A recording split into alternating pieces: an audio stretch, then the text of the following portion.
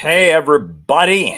Welcome, welcome, welcome. I am so glad to be here with all of you tonight. It should be a wild conversation tonight. I've got a lot planned. We're started earlier than usual, and that's good. It's going to go a lot of different places, maybe step on some toes, but I think it's an important conversation. So hit the like button, hit the subscribe button, hit the notifications bell. Let's do it. Second century. I say that the century on which we are entering can be and must be the century of the common man. A radical redistribution of economic power. I mean, we know that racism is just it's a byproduct of capitalism. Everything would be all right if everything was put back in the hands of the people. We need a government that will make sure Americans are taken care of and organize the economy to serve the people, not the profits of a wealthy few. We now have the techniques and the resources to get rid of poverty. We got to start getting out there with the people. Get out of the movement and get to the masses. We need a government of action.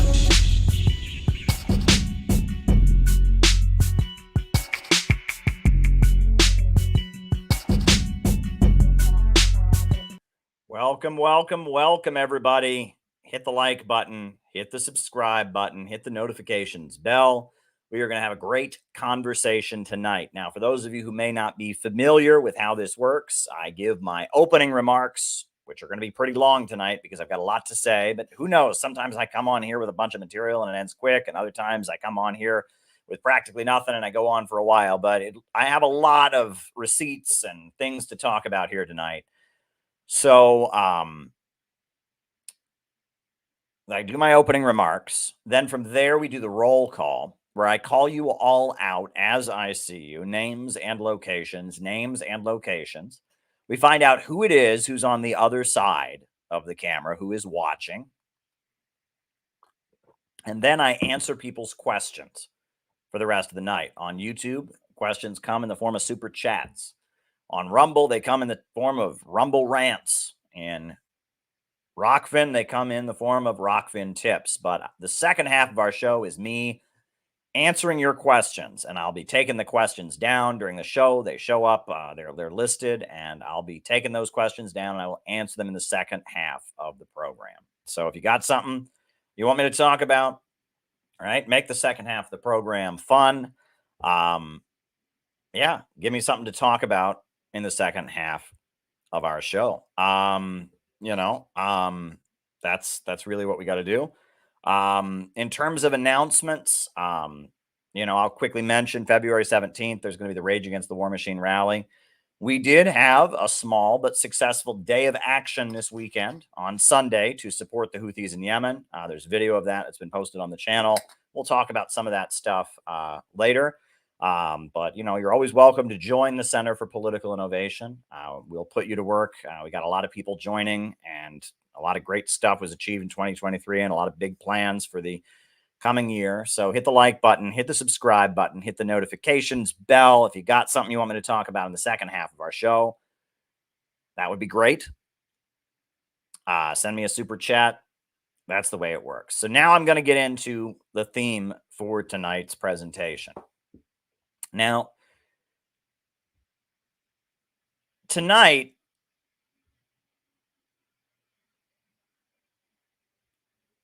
I run the risk of hurting my YouTube channel.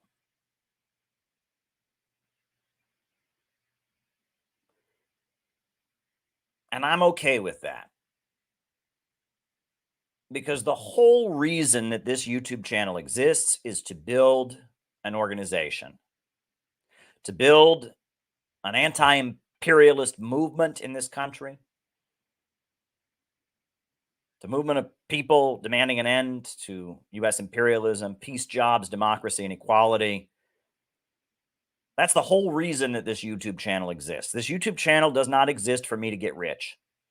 I don't make that much money off of it. Especially this last year, I haven't made very much money. That's not why this YouTube channel exists. This YouTube channel does not exist for me to make money. And it doesn't give people what a lot of people look at political YouTube videos for. Most people watch political YouTube videos because they already have a certain opinion about an issue, and they want somebody who will give emotional expression, who will validate the way they feel, who will pump them up, who will express the anger that they are feeling, give them facts to reinforce the opinion that they already have, express the anger that they are feeling at people who disagree with them. More or less, most social media content related to politics exists in order to tell people what they want to hear. There's no way around that. There is no way around that. Most social media content around the issue of politics exists to tell people what they want to hear. And I'm not very good at that. I am here to tell you the sometimes deeply uncomfortable truth. And that doesn't get me likes. And that doesn't get me shares. And that doesn't get me people drifting in to just hear what they want to hear.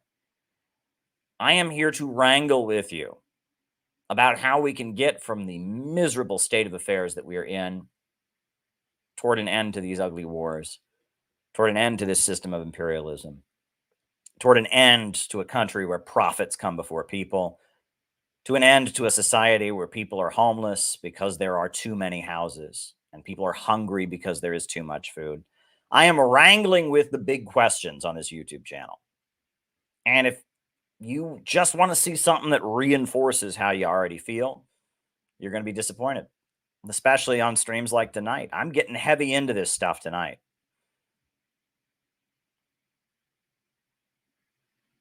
And if you just want to be reinforced in your opinion that you already have, you're at the wrong place.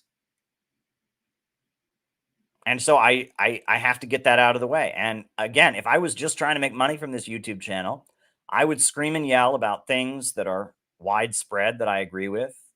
But that's not what I'm here to do. I wouldn't be making the best use of my time, and I wouldn't be helping to build the community of solidarity and the movement that this country needs if I engaged in that kind of behavior.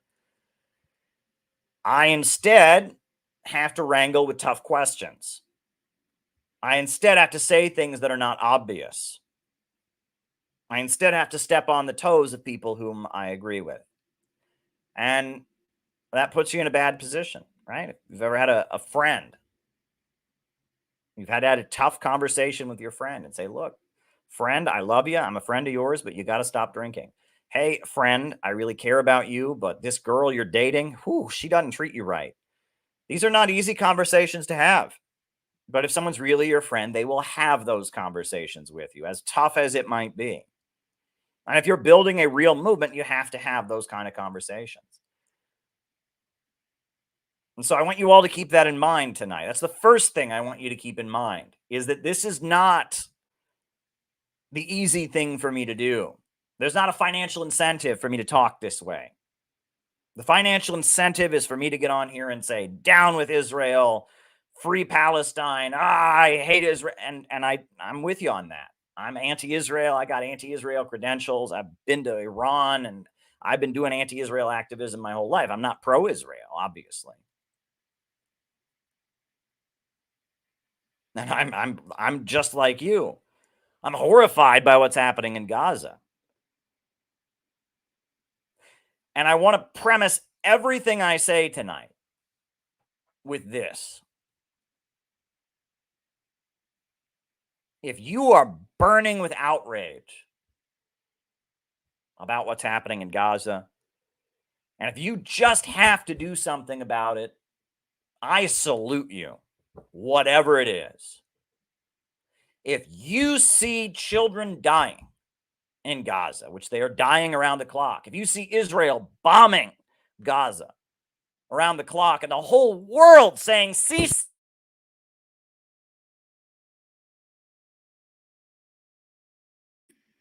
and if you see that and you just have to do something about it, you cannot just sit back and allow this genocidal killing in an open-air prison to continue, I salute you.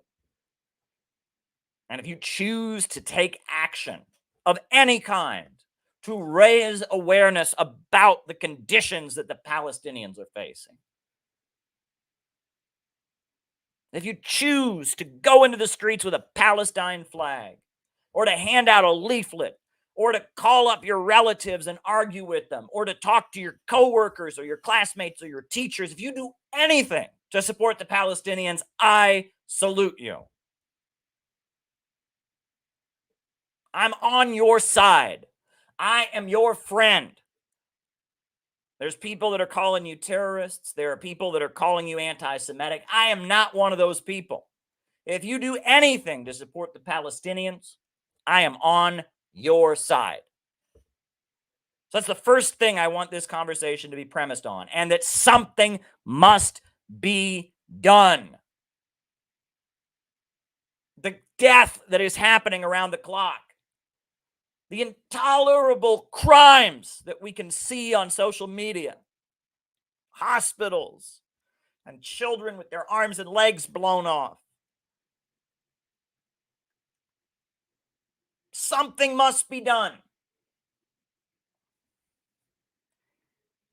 And if you are the kind of person that just can't not do something, if you're the kind of person that just says something must be done, we must take action. We've got to go to some protests. We got to march in the streets. We got to say free Palestine. I'm with you. I am with you. If you are somebody who says that the crime being committed in Gaza right now motivates you to take action,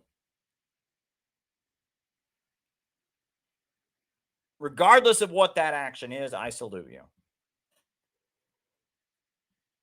And I want this entire conversation tonight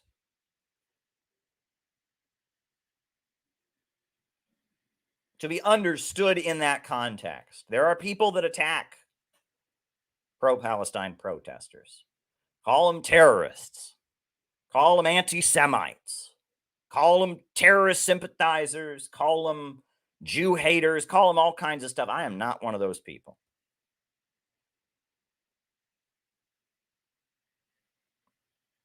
And if you were out in the streets chanting free Palestine, getting arrested for Palestine, protesting for Palestine, I am on your side. I am on your side. And I want you to be successful. I want the billions and billions of dollars in American tax money that is going to Israel to be cut off. I want the protection of Israel that is being carried out by the Biden administration at the United Nations Security Council to end. I want a ceasefire. I want the Palestinians to have their own country, to not live in an open-air prison, to not be second-class citizens. I want the apartheid conditions that the Palestinians face to be brought to an end. I want the crimes of Israel to be stopped. I am on your side. And everything that I say tonight needs to be understood in that context. Because if you hear what I'm saying tonight and you don't understand that, and that's tricky because people drift in and out of these streams, and that makes it tricky. But if you hear what I'm saying tonight and you don't understand that, you fit me in with the people that are spitting on you, or calling you a self-hating Jew, or calling you an anti-Semite, or calling you a terrorist, or if you fit me in with those people, you are not going to hear what I have to say. And honestly, I risk losing viewers at saying this. If this conversation that I'm going to have with you all tonight, which is some heavy, heavy inside baseball, if this conversation is something that you just can't hear right now, I understand. I understand that. Right? Sometimes it's just not the right time. Right? Sometimes it is just not the right time for these kind of conversations. And if you're right now thinking about those children in Gaza, and thinking about what's happening and thinking, all I want to think about is how we can get them into a better place, how we can, I just can't listen to this right now. I'm going to have too strong of an emotional reaction to what Caleb says. I need people to support the protesters. If that is where you're at, don't listen tonight. I'm honest with you. If what I'm saying tonight is going to hit you the wrong way,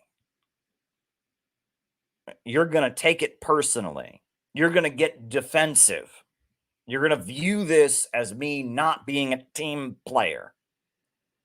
You're going to view this as me not helping the pro-Palestine folks come together and stand together in the face of this criminal onslaught. If you're going to hear it that way, don't listen.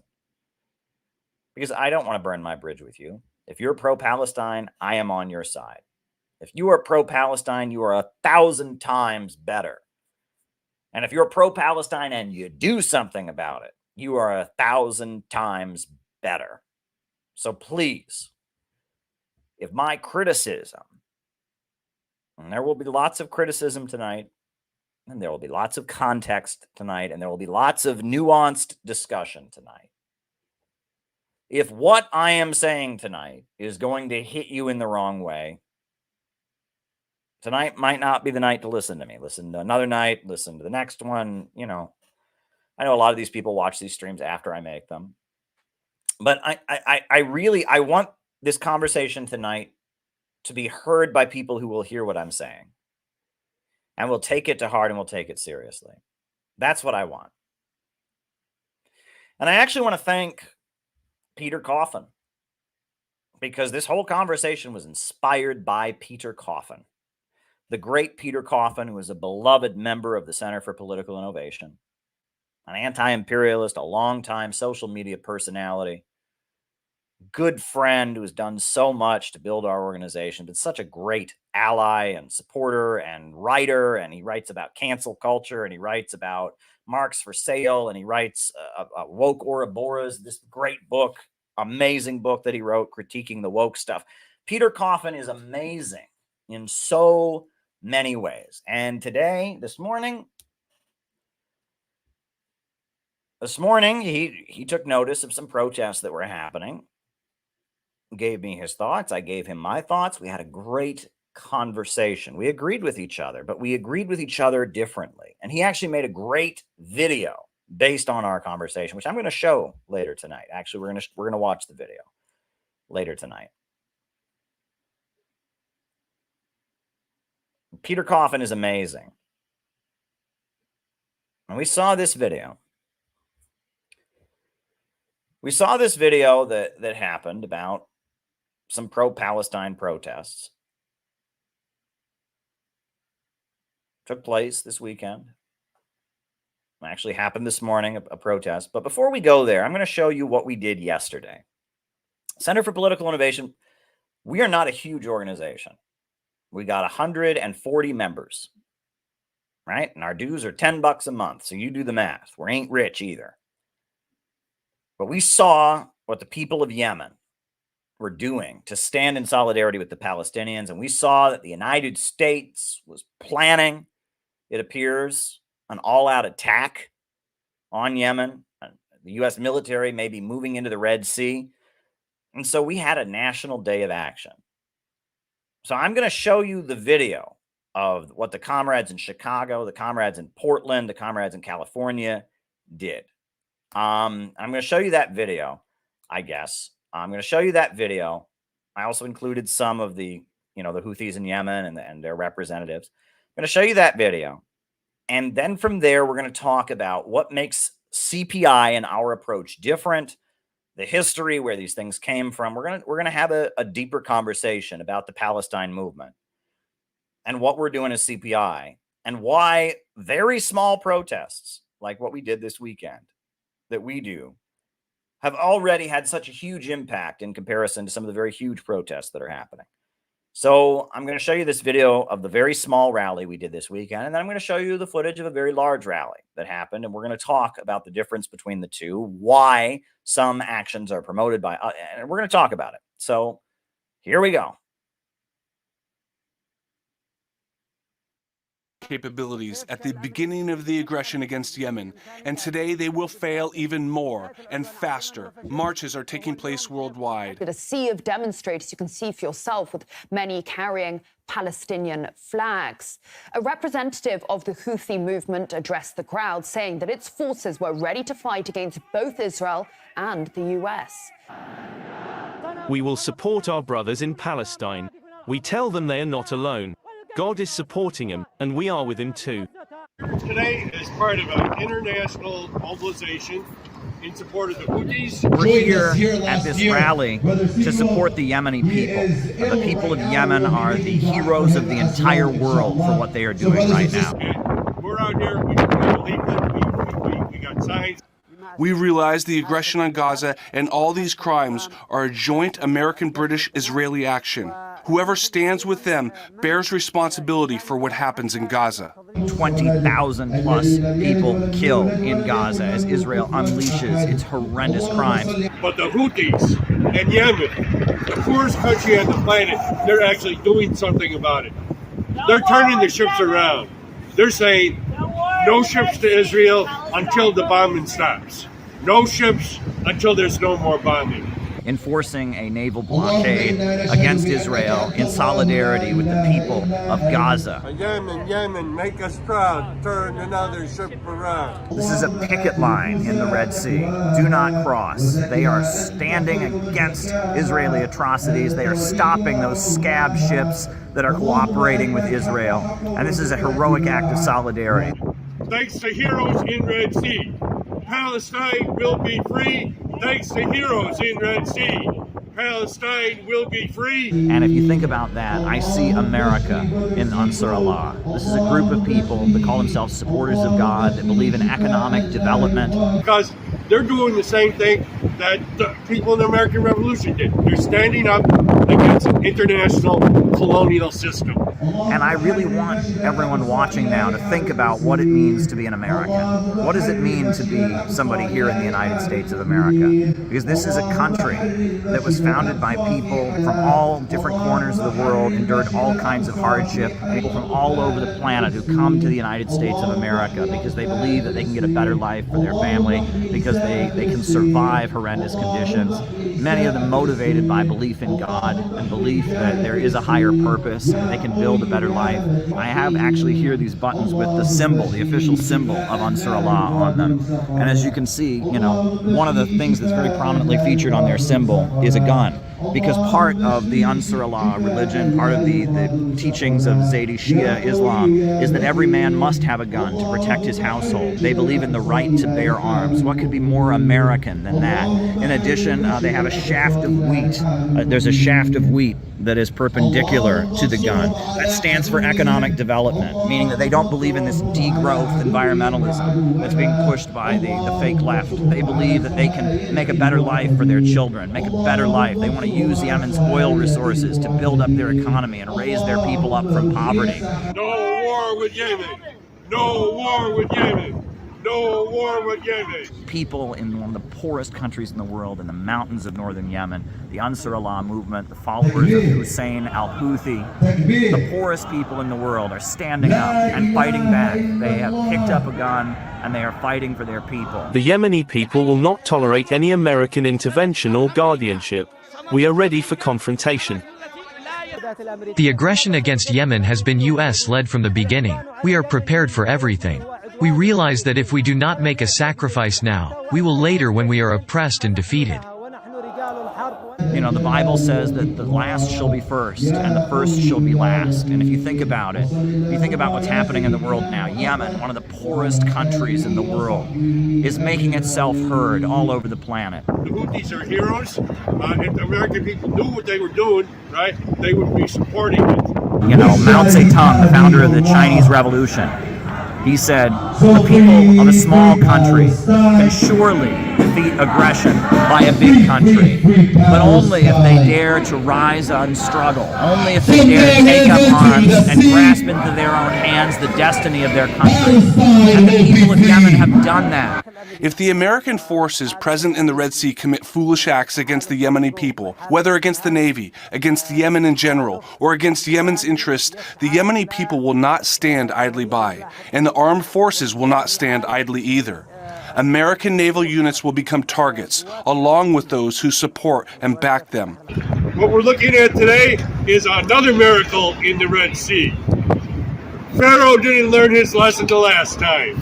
And if Pharaoh Biden sends American troops to try to fight in the Red Sea, he's going to meet the same fate as the hero in the Old Testament did. If you truly love America, if you truly love everything this country was meant to stand for, when it emerged as a revolution against the British Empire, you should love the Houthis right now. You should love the people of Yemen and admire them. They are standing against the Atlanticist system, this global system of free trade. They are stopping that free trade. They are stopping the ships.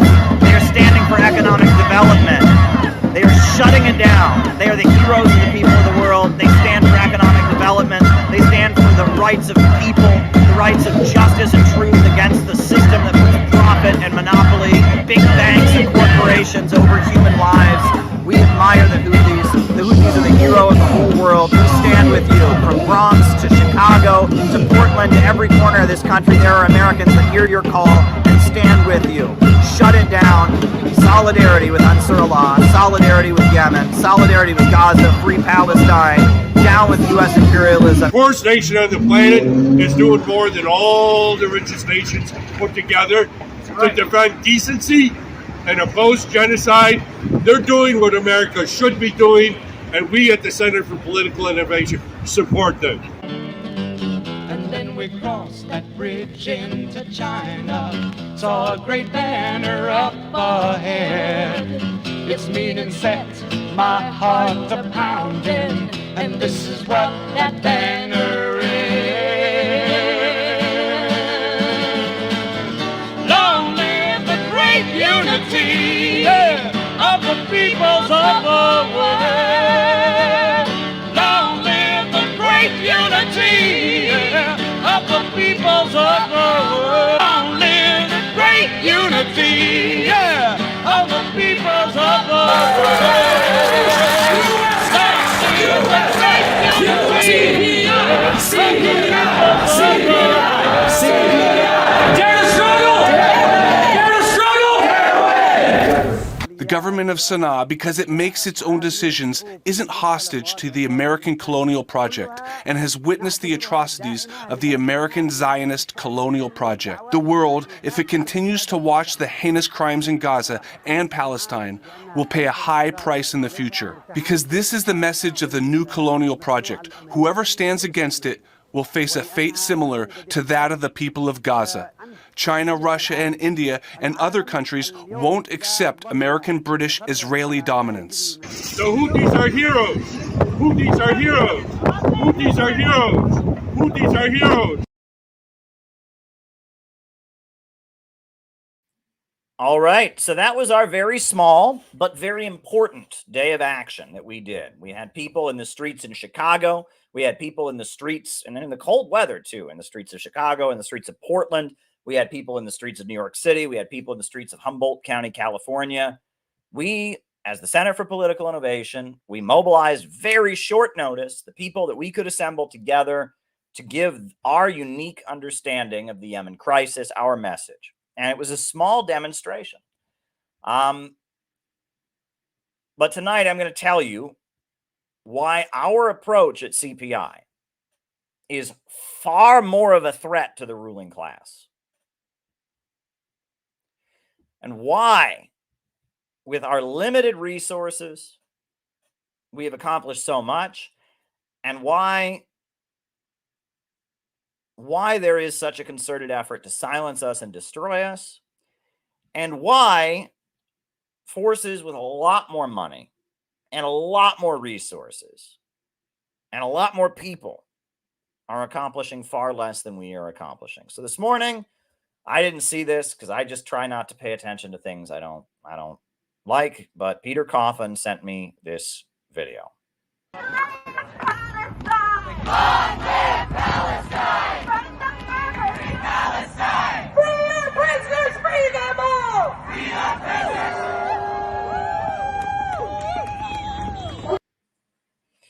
So for those of you who don't know, Breakthrough News is the media outlet run by the Party of Socialism and Liberation.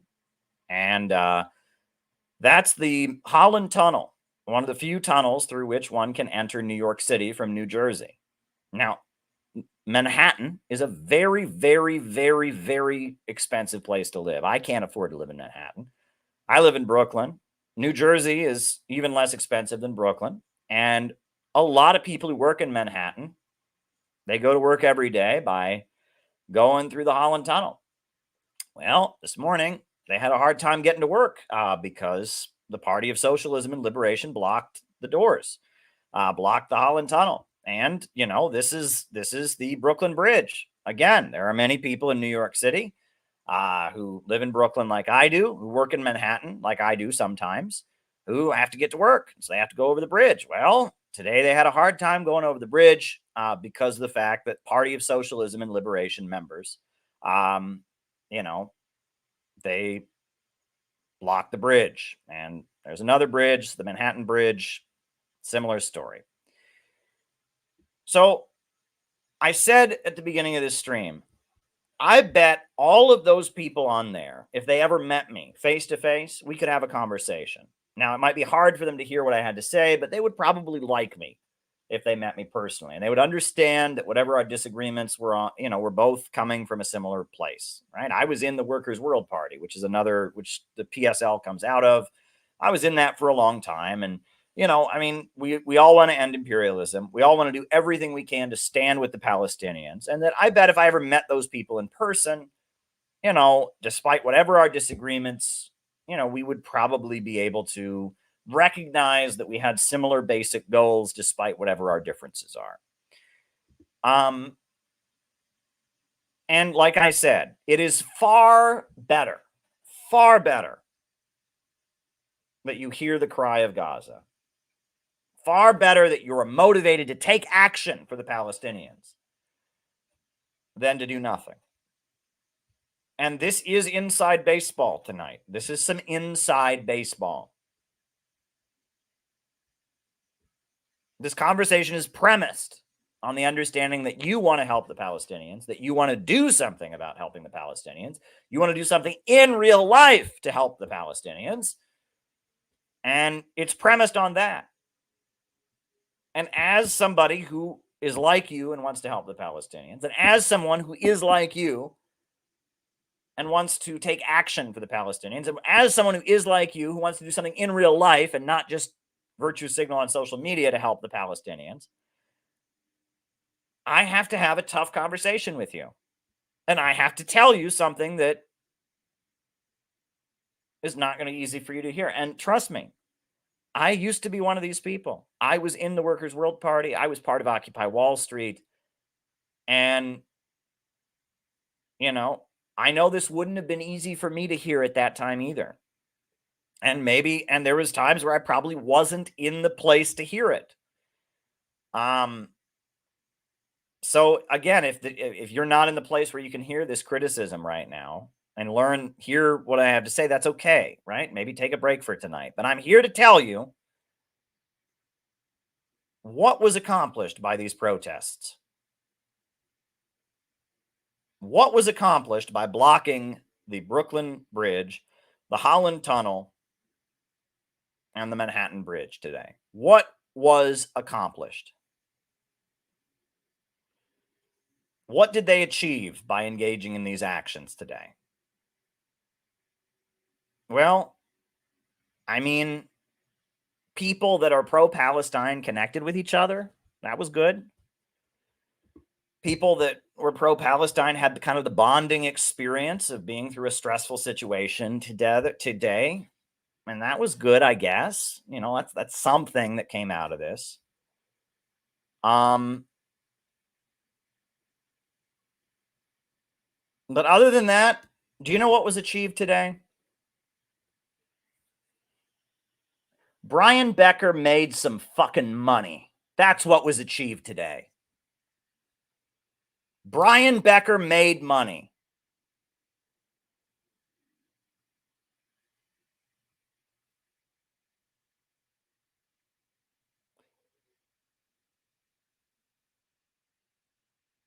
PSL, as I've tried to tell people, as somebody who saw this from the ugly inside, the Party of Socialism and Liberation is a fundraising operation. Brian Becker and Richard Becker and Gloria La Riva, this little clique of people, they organize these protests, and then they use them to go around the world and rake money in. It's a fundraising operation. PSL has no desire to win over the bulk of the American people. PSL has absolutely no desire to actually build a mass socialist movement. PSL is a fundraising operation.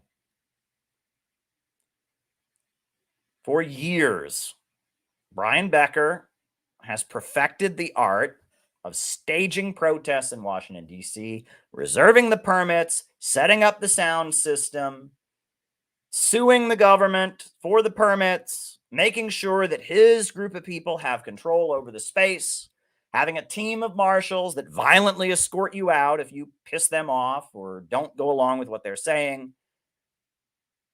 getting a whole lot of 19 and 20-year-olds to work for him for free, who have no idea how much money he's bringing in and how profitable the whole operation is for him. He stages the rallies, and he gets on an airplane, and he flies to certain parts of the world and gets big suitcases full of cash. And that is the truth.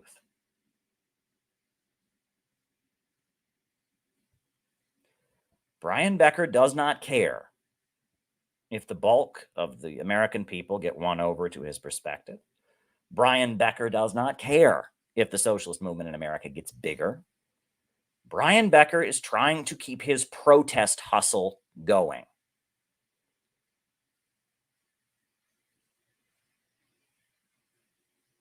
And that may be painful to hear.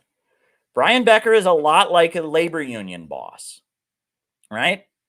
Your average corrupt labor union boss, he's not a socialist. He's not fighting for the working class. He's trying to keep getting paid for being the corrupt labor union boss. And sometimes he'll do good things because if the members of his union, if their wages go up, he gets more dues money. But he's not going to take any risks. He's not going to try out something new.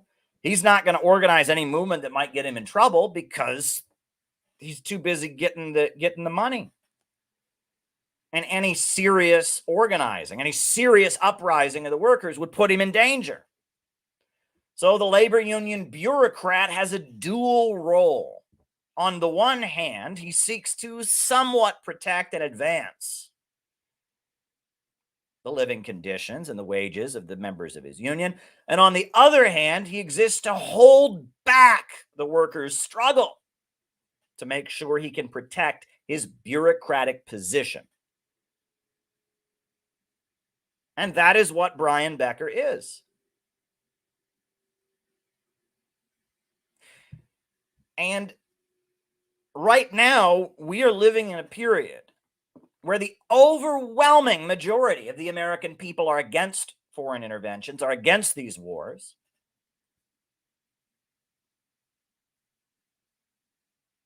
But the anti-war movement has gotten smaller and smaller and smaller. And no one is more responsible for that than Brian Becker. Because Brian Becker has worked hard to make sure that the anti-war movement stays woke. Because right now, the overwhelming majority of the American people that question mainstream media, that are opposed to the wars, that are opposed to the FBI, that are opposed to Israel, that are opposed to the police state, are not woke.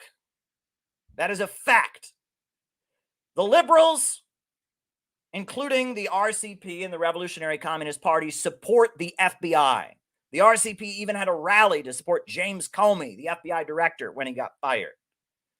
The liberals, the Democrats, the Communist Party, they all support the FBI. But it's conservatives that think the FBI meddled in our elections, and they are correct. It's conservatives that point out that Hunter Biden's laptop was concealed from mainstream media by the FBI. The FBI went to Facebook, went to Twitter, and told them not to cover the Hunter Biden story, and they suppressed it. It was the FBI that did that. It is the working class of this country, not rich college kids, that are the dissidents. If you want to find the dissidents of this country, go to Alabama. Go to Texas. Go to the town in Ohio that I grew up in, where people are hungry, where opioids have killed my classmates. Go to the black community, not the woke foundation college graduates. Go to the streets of Gary, Indiana. Go to the streets of Pittsburgh. Talk to the black community that's down and out. Talk to the Latino community. Go to Chinatown. Go to Flushing, Queens. Talk to some Asian Americans. The working class is suffering right now, not the woke college kids. Go to Appalachia. Go to the South. Go to rural Mississippi, rural Alabama. Go to East Texas. People are suffering right now. Brian Becker doesn't want to organize those people, even though way more of them are against the war than he is.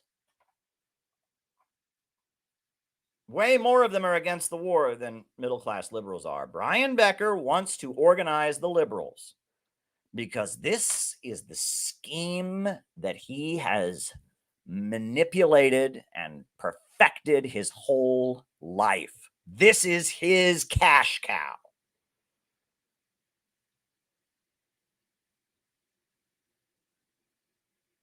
And that is the ugly truth.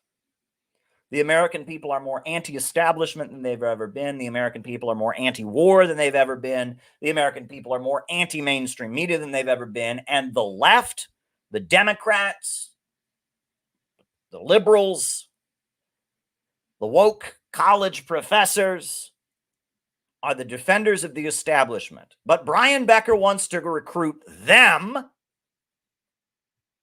and not the working class. And that right there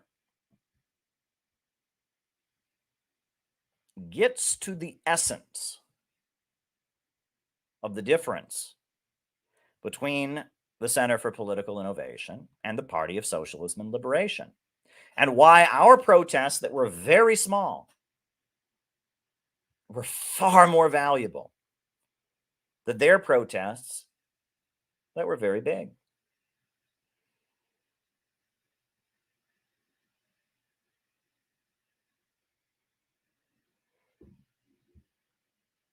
Folks, there's a lot of history here.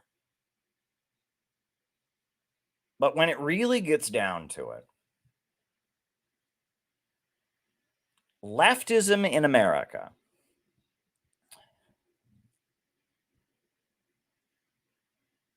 since the 1960s, New Left, has been dominated by people who think that average Americans are the enemy, that see average Americans as the sheep, as the good Germans who support the gas chambers, as the conforming, obedient, compliant labor aristocrats who benefit from empire. And that's what this protest, the mindset of this protest is. You all you normies they're saying, all you normies who want to go to work today, you're not as good as we are. We're part of the revolutionary movement. We're pro-Palestine. We're better than you. You all are going to your job today, but we're better than you because we're part of the woke protest movement. And we're more moral than you. We're more moral than you. We're better than you. And you are just a mindless sheep, but we are the enlightened ones, the moral ones. And so we're going to block you from going to work. We're going to block you from getting on the Holland Tunnel. We're going to block you from going to work because you need to wake up and be a good moral person like us. We are morally superior. No, we're not going to go shut down a military corporation. No, we're not going to go shut down a pro-Israel corporation or a pro-Israel lobby group. No. We are going to block ordinary Americans who are on their way to work because they're not as good as we are. They are the sheep. They are the conformists, and we are the elite. And so we're going to block them from going to work, from going to their doctor's appointments, from going to take their kids to school, because if they were good people like us, they would be part of our elite group of understanding, virtue signaling, anti-racist, anti-sexist people. That's the mindset. And this is the mindset of the Weather Underground. Do folks know about the Weather Underground? So the Weather Underground was a group of very wealthy people, the weathermen, in the 1960s. And we're going to go over this history because this is really, really, really important. Students for a Democratic Society, SDS, was the big campus activist group that existed during the 1960s, SDS. And it started out as kind of a liberal group, but gradually as the 1960s went on, it became more and more radical. They did anti-Vietnam War protests. They did civil rights protests. It had almost 2 million members at one point, according to some estimates. And they were against the Vietnam War, and they were against the oppression that African Americans faced. And there was a divide in SDS. There was a division. And one faction of SDS was led by the Progressive Labor Party, the PLP. And the Progressive Labor Party was this big Maoist communist group. But they said that because the Vietnamese were negotiating with the United States, that they were the roadblock to the revolution, they were sellouts. And they also didn't support the Black Panthers because they said the Black Panthers, because they were racial separatists, they were dividing the working class. So the majority of SDS, the Progressive Labor Party, didn't support the Vietnamese and didn't support the Black Panthers. So there was a minority in SDS that did support the Black Panthers and did support the Vietnamese National Liberation Front. And they wrote a manifesto to explain their beliefs. And their manifesto was called, "You Don't Need a Weatherman to Know Which Way the Wind Blows." They were called the Revolutionary Youth Movement, and they were the minority of SDS. And SDS split at their convention, and the Weatherman faction took control of one faction of SDS. And SDS was an overwhelmingly white organization. They were white people who supported the Black Panthers, correct? Supported the Vietnamese, correct? But there was a division within the Revolutionary Youth Movement. The leaders of the Revolutionary Youth Movement didn't like the working class.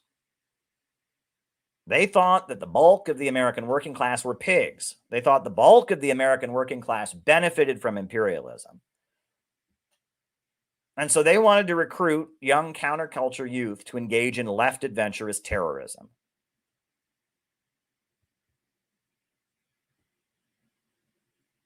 And to launch their organization, 1969, October of 1969, they had a rally called the Days of Rage in downtown Chicago. And I am going to show you footage from that rally. October of 1969, the Weathermen, in order to kick off their organization, they went to downtown Chicago and they did this. New militant mentality came violent protests. One exceptionally memorable was the Days of Rage, an incredibly violent protest designed to bring the war home. The goal was to create a call to arms for the American public and wake them out of complacency for this war. You hear that? A call to arms for the American public to wake them out of complacency. All you people that are not part of our revolutionary movement, you're a blind sheep. We are going to go wake you up. And how did they wake up the American people? Vietnam. On October 8th, 1969, these rallies started. Last night, they armed themselves with sticks and chains and rocks and surged through the streets of the Gold Coast on Chicago's north side to carry the fight to the enemy, the rich. So we thundered out of the park about 10 or 12 abreast, and we headed down this way. And the first building we came to was a bank, and we trashed every window in the bank. It was all glass, big plate glass windows, inviting, and that was like the signal. That was like Pavlov's bell. It seemed to be violence for violence sake, with the radicals making no specific demands.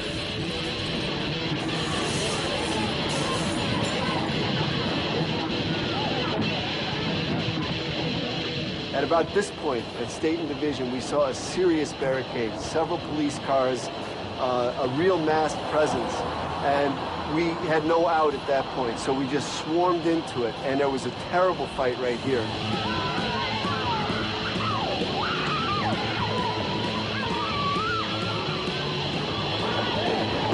Police generally acted with restraint, but 3 people were wounded by police gunshots. Last night was the beginning for us. The ruling class in their Gold Coast decadence will walk their streets a little less secure tonight. If they hadn't dug it before, they'd better dig it now. They are the enemy. Yeah, so that was the Days of Rage.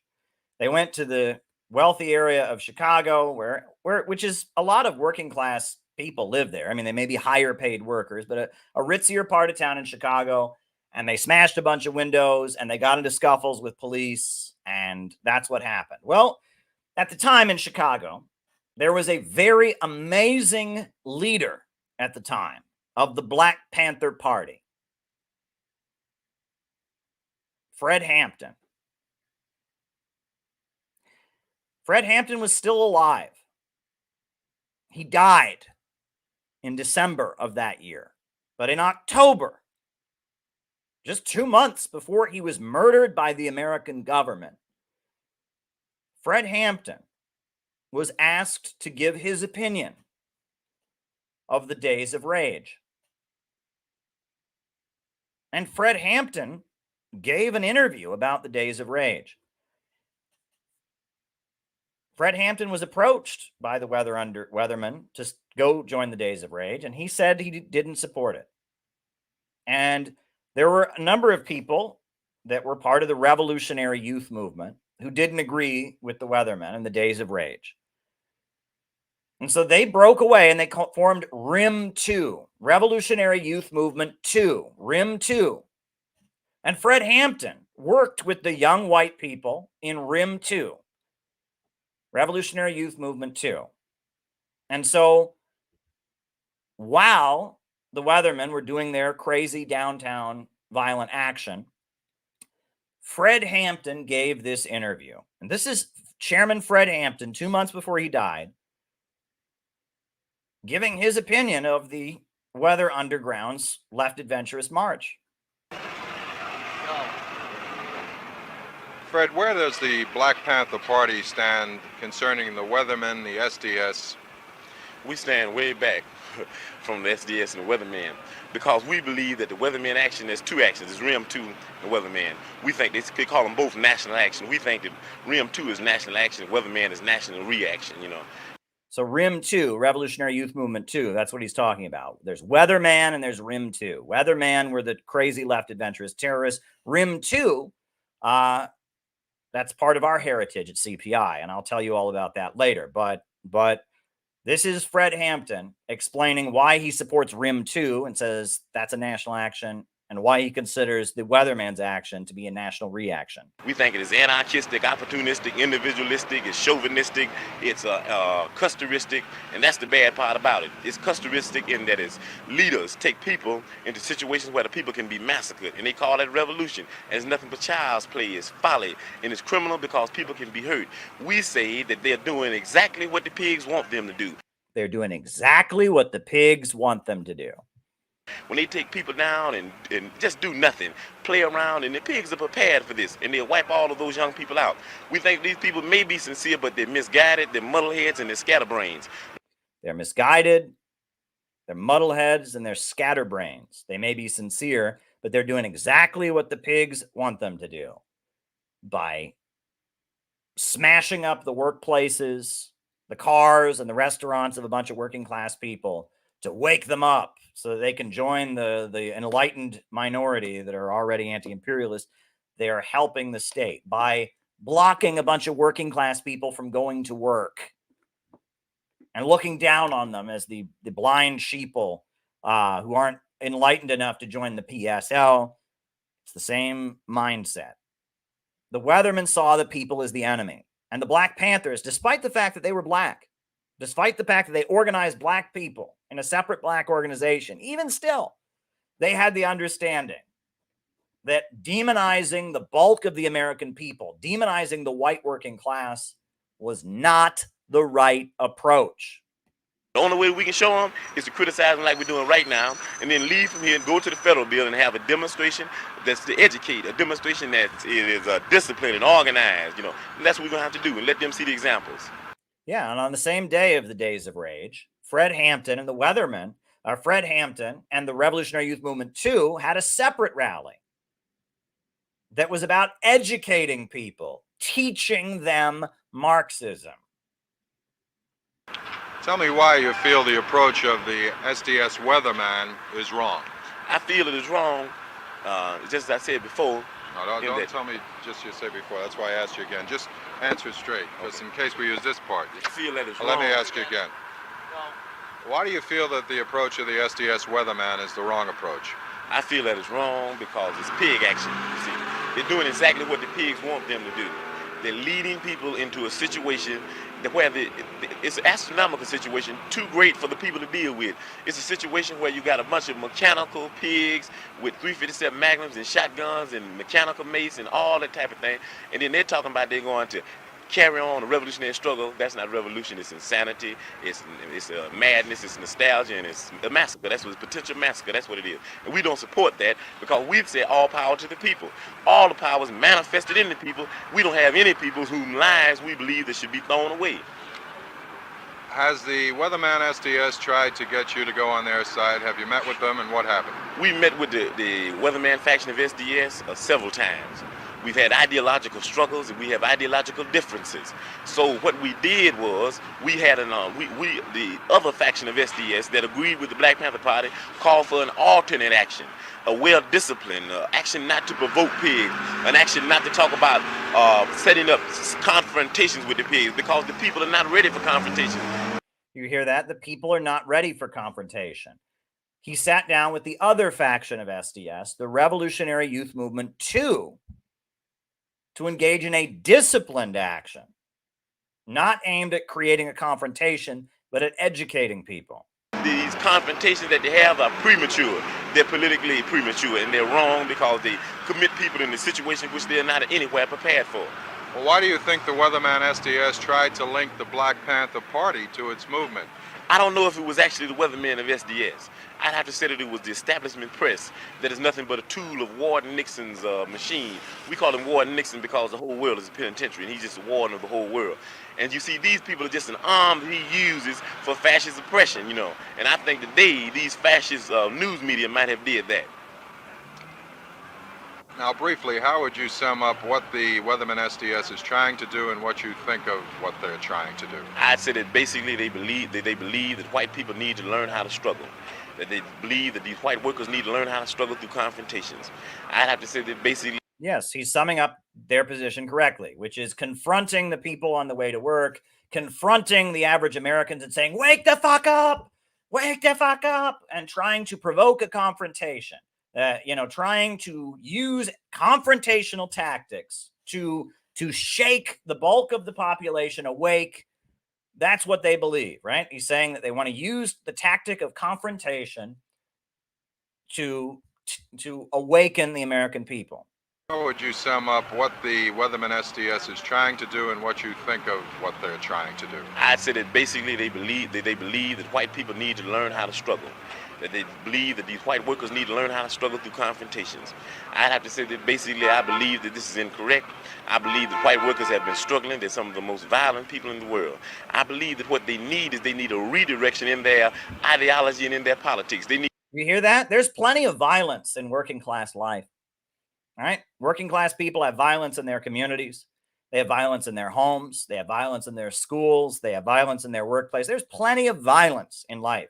The idea that you're going to awaken people by bringing violence and confrontation, the idea that any of those people who couldn't go to work today because PSL blocked the road said, oh boy, I better go rise up against the state because PSL blocked the road.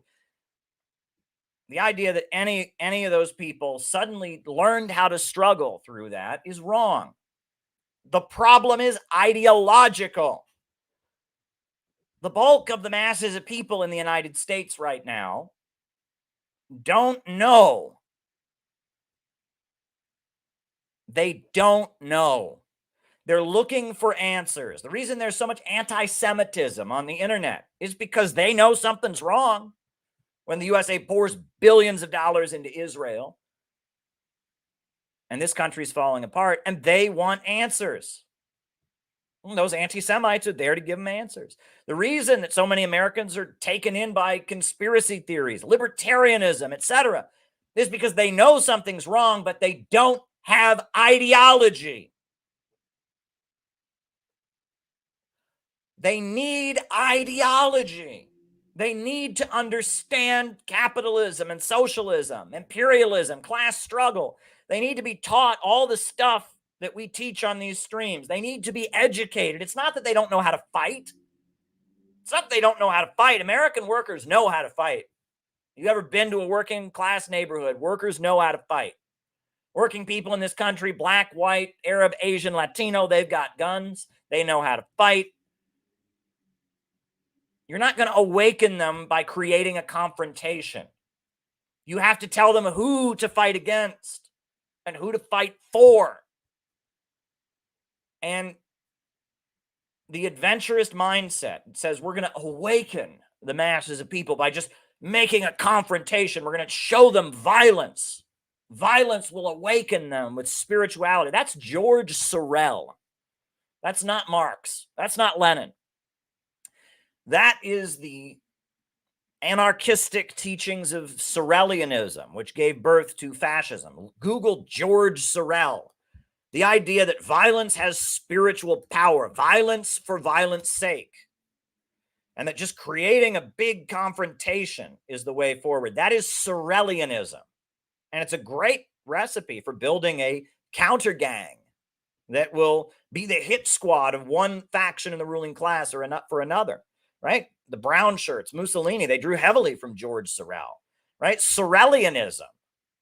The ideology of building a separate, isolated sect, a counter gang of people that are just very violent and fanatical and live in isolation from society. That's Sorelianism.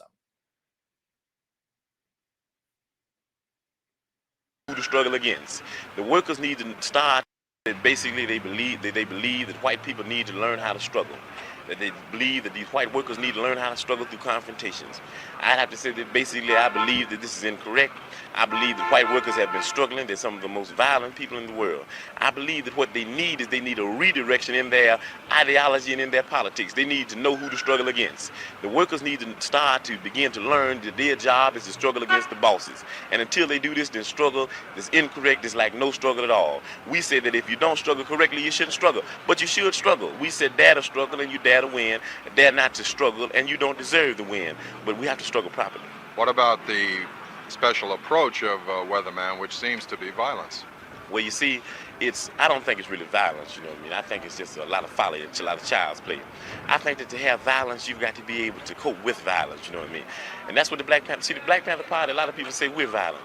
We're a self-defense organization that believes. Self-defense. Self-defense.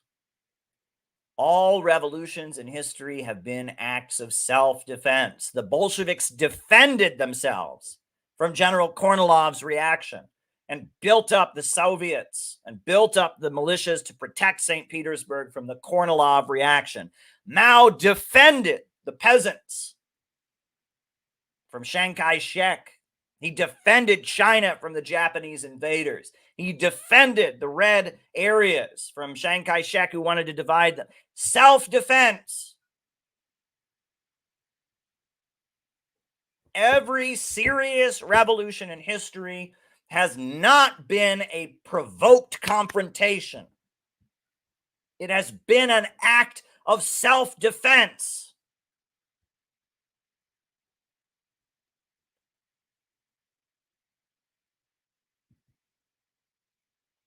Every great revolution in history has been an act of self-defense. Adventurism, treating the bulk of the population as if they are the enemy and trying to spark a confrontation, is not the correct approach. Fred Hampton understood this. That the people should be educated to what's going on. Yes, we do defend our offices and we do defend our homes. This is a constitutional right. Everybody has. There's nothing funny about that. The only reason they get mad at the Black Panther Party when they do it is for the simple reason that we're political.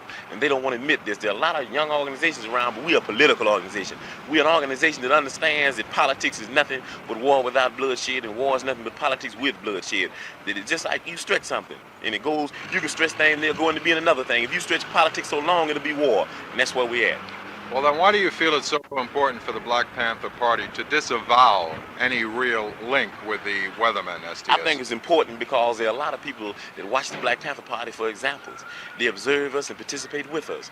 And if we can be connected up with this, then it would be very unadvantageous to the people and very unadvantageous to the struggle, in that people that claim to be revolutionary would be going down roads that they think might be revolution, but in fact they're not roads of revolution. They'll be going east when their intentions are going west. And also it's important because the chairman Bobby Seale is in town, and he's being tried by this fascist judge Adolf Hitler Hoffman, and he's being tried without a lawyer.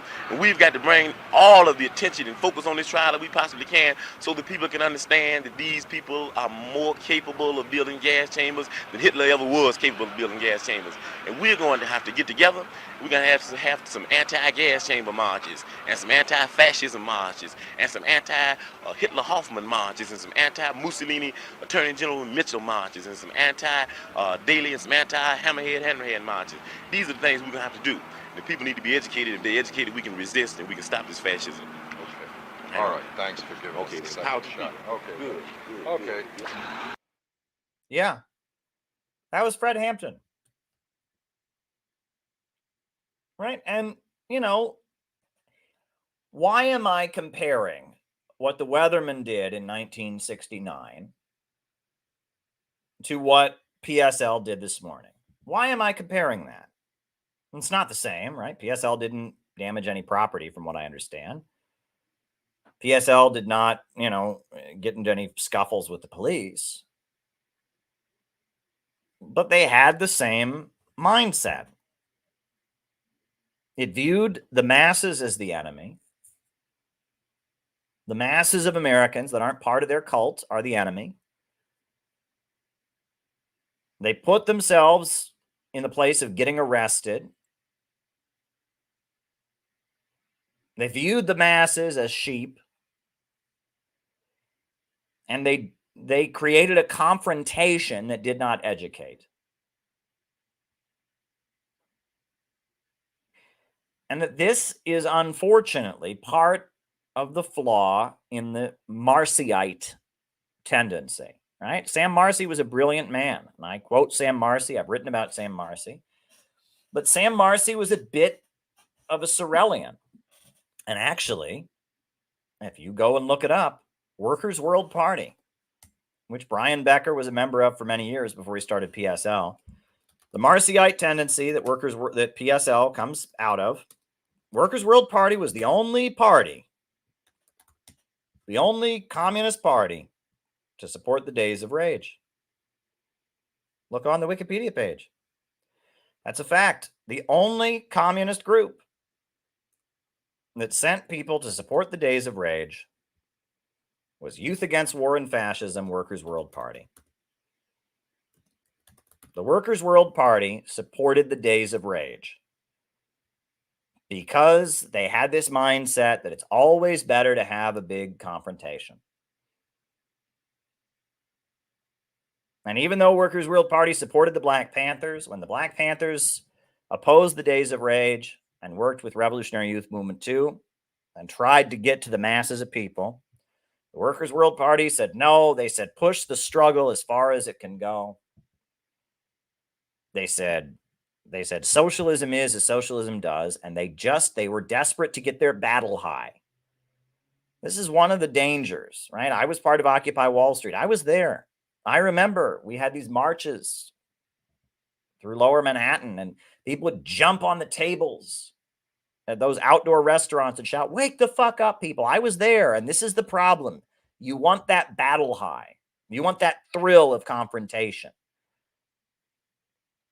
You get isolated, and you don't understand how the broader society is seeing it, and you don't understand how average people think about things, and you get kind of tunnel vision. And you just think that every confrontation is good, that every fight, every explosion is good. Violence for violence sake. It's dangerous. And the Marcy tendency, they supported the Weathermen's Days of Rage. Whereas the Revolutionary Youth Movement 2, RIM 2, they followed the advice of the Black Panthers, and they tried to build a movement among the working class of this country. And now I'm going to show you some other history. The group of people that supported the Black Panthers, that supported the Vietnamese National Liberation Front, but did not endorse the left adventurist tactics of the Weathermen. The Revolutionary Youth Movement 2 laid the basis for what is generally referred to as the New Communist Movement, the NCM of the 1970s. The New Communist Movement, the NCM. And we, at the Center for Political Innovation, we are continuing the legacy of the NCM. Because the NCM, the New Communist Movement, was a lot of different groups: the Communist Workers' Party, the Revolutionary Communist Party, the October League, the Communist Labor Party, the Communist Party Marxist-Leninist, a lot of different groups. But they all had the understanding that the 60s counterculture hippies were not cutting it. That it was going to be the broad masses of people that make the revolution. And the New Communist Movement was out of the movement to the masses. They said, we are going to get out of the movement and we are going to get to the masses. We are going to organize a communist movement among the bulk of the American people. They got jobs in factories and they cut their hair short. They stopped using drugs. And they tried to organize a new communist party that would take inspiration from Mao and China rather than the old Communist Party that was following Moscow's line, and rather than the hippie counterculture stuff that was isolated from the masses of people. They understood that the hippie counterculture, the movement, was not going to cut it. So they said, more or less what we say, out of the movement to the masses. And I do not envy these folks. It was not easy for these people. And you want to read some history books, right? There are 3 very good histories of the New Communist Movement. You want to read this history for yourself, read Revolution in the Air by Max Elbaum. Max Elbaum, Revolution in the Air, 60s radicals turn to Lenin, Mao, and Che. Read Heavy Radicals, the FBI's Secret War on America's Maoists by Aaron Leonard and Conard Gallagher. Very good.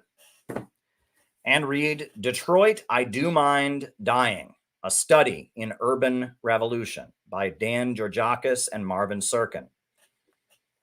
And if you want to read my thoughts specifically on it, read Letter to Bob Avakian, my letter to one of the guys who was a leader of the new communist movement. All of these books will give you an understanding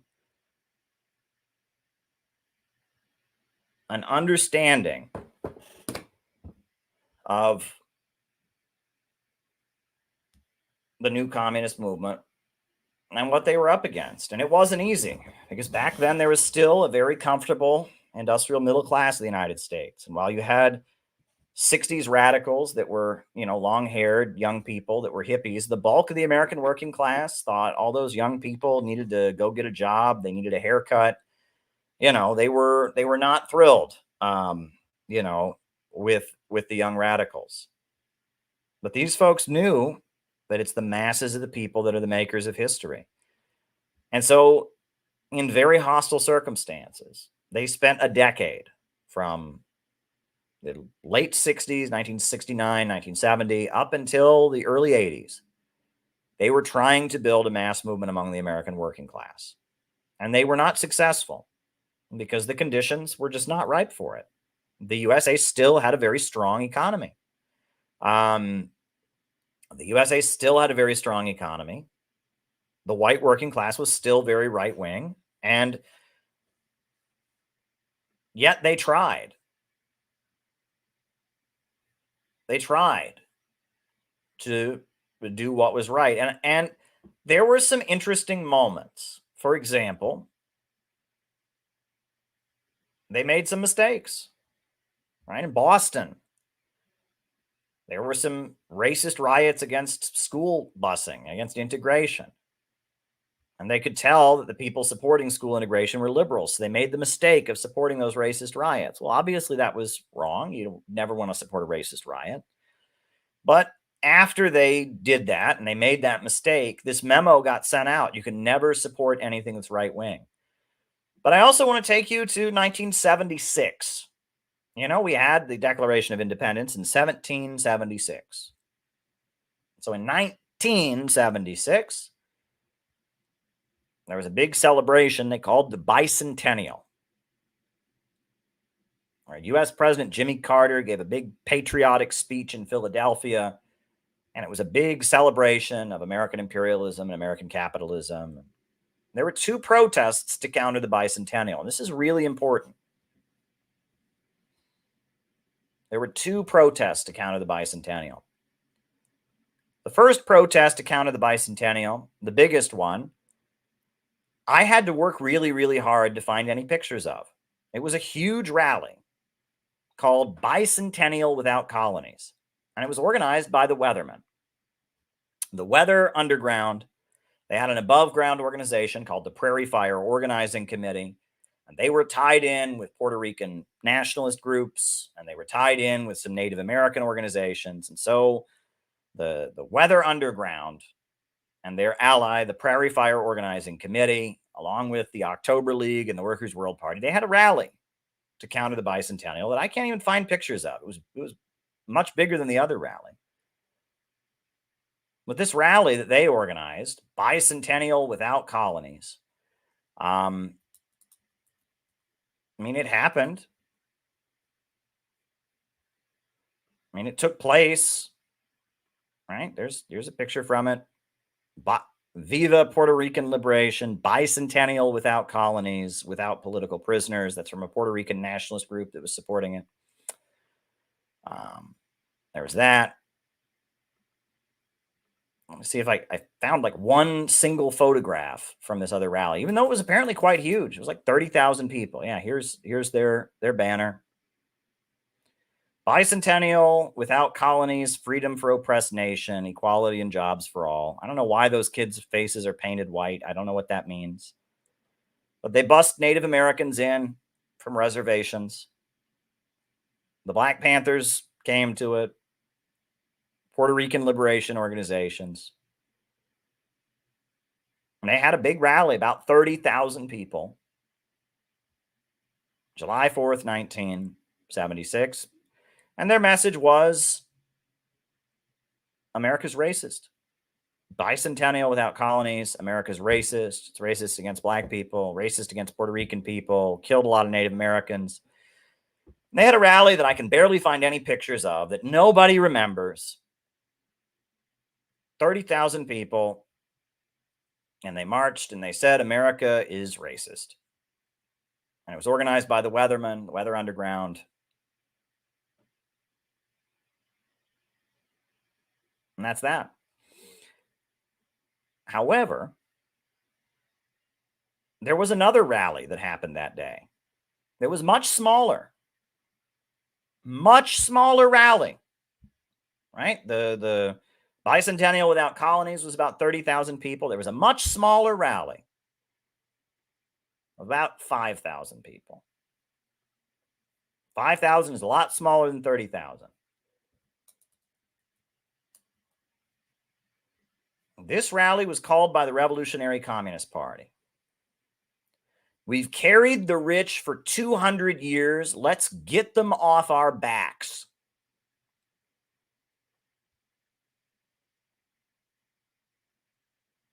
We've carried the rich for 200 years. Let's get them off our backs.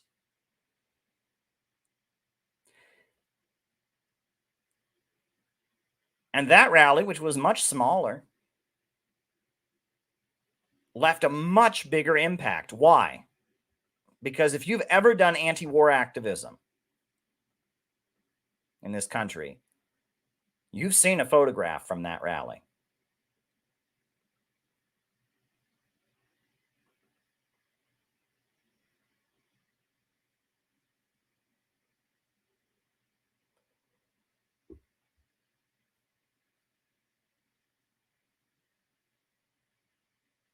That is from the RCPs. We've carried the rich for 200 years. Now let's get them off our back. They had a whole contingent of veterans. Veterans of the Vietnam War who marched in uniform with a banner that said, "We won't fight another rich man's war." And that photograph has gone down in history. You want to talk about powerful politics. People look at that picture and they see black veterans and white veterans marching together in their uniforms. And they look at that picture. And anyone who ever sees that picture, it hits you right in the gut.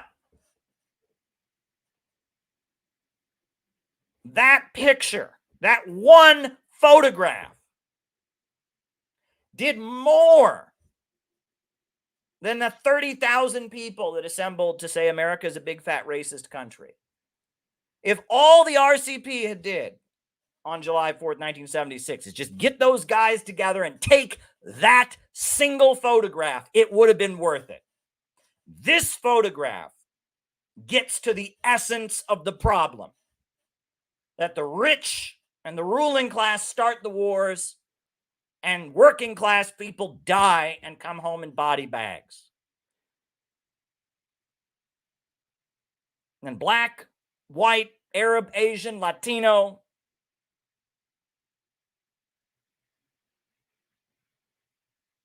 all of our lives get thrown away for Wall Street, get thrown away for the rich. I look at this picture, I think of the people I went to high school with, who went to Afghanistan, who went to Iraq, who went to Somalia. This picture says everything. This picture is 1,000 times more valuable Yeah, they only had 5,000 people at their rally. But their rally taught people something.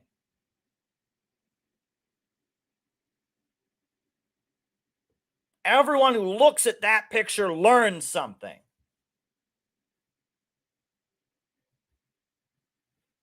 Gabby gets it. Sherry gets it. The Revolutionary Communist Party's rally. We've carried the rich for 200 years. Now let's get them off our backs. It taught people something.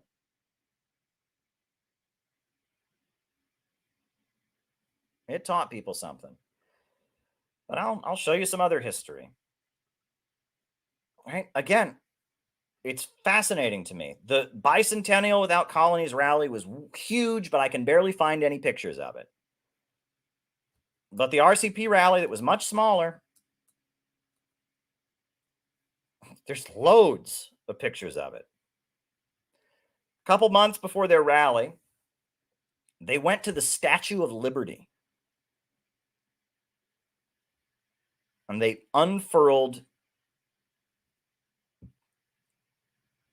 these banners from the Statue of Liberty.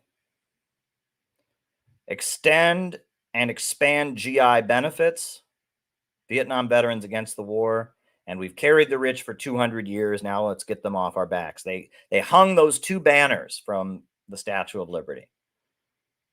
We've carried the rich for 200 years. Now let's get them off our backs. Extend and expand the GI Bill, supporting veterans' benefits. Right? At the same time, they were telling everyone, oh, the hippies spit on our troops. Here are the communists occupying the Statue of Liberty to support the veterans.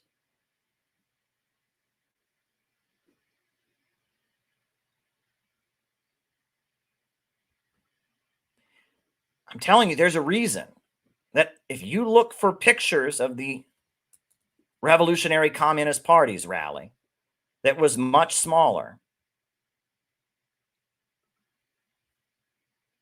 you will find them. Whereas you will barely find any images of the other rally. Because one rally taught people something. This rally, we've carried the rich for 200 years. Let's get them off our backs. This rally taught people something.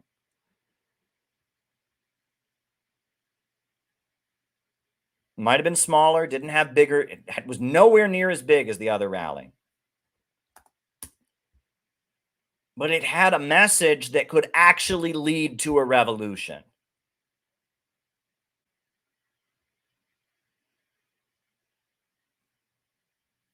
We've carried the rich for 200 years. Now let's get them off our backs. That could actually lead to a revolution.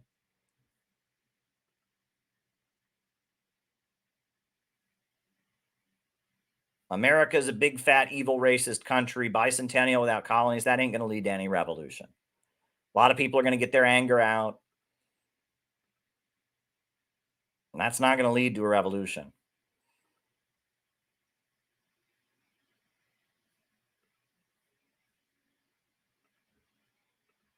I'm just showing you some of what I found. There's so many pictures at this tiny rally. Well, it's not tiny. 5,000 people isn't small, but compared to the other rally, compared to the Workers' World rally, the Weatherman rally was small. Only 5,000 people, but it had a way bigger impact. Way bigger impact. The Battle of the Bicentennial, big victory won for the working class. Steel workers on the move.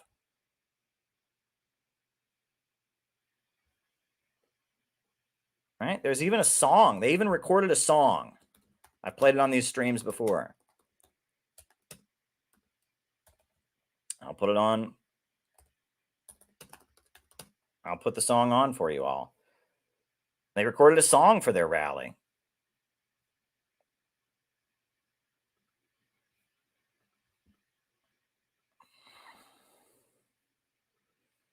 We'll put that on here. Let me just download it here. I'll get it on the stream. It is far more important to educate people than to just engage in a confrontation. And what PSL did today, it was a confrontation. And again, I started out this stream by saying I understand people have to do something. And so I'm with them in that sense. The people who did what they did today, they did what they did because they're burning with anger about what's happening to the Palestinians, and they've got to do something. Well, we here at the Center for Political Innovation, we're here to tell them that there's something else you can do. You don't just have to block traffic. You can get out of the movement into the masses.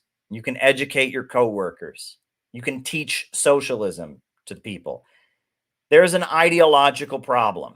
The masses of people are more opposed to the government than they've ever been. They're more opposed to the police state in their wars, but they are confused as hell. They are confused as hell right now. They are confused as hell. They need ideology. And a confrontation in and of itself is not going to give them anything. All the people saw was that some annoying protesters, some annoying woke people who look really politically correct blocked me from getting to work. That's all they saw from that. We have to get out of the movement and get to the masses. Look, I remember one of the most important arguments I ever had as I was leaving the Workers' World Party, and I had it with Larry Holmes, who was their first secretary of the Workers' World Party. I'll never forget this. At the time, the party, the Workers' World Party, was organizing protests for the same thing that the Democrats were organizing, right? This was back in 2015, and the Democrats were, trying to get the unions out to support them. So all over the city, they had fast food strikes, but they weren't really strikes. I covered them. They'd have a strike at a McDonald's, but the McDonald's workers wouldn't actually be on strike.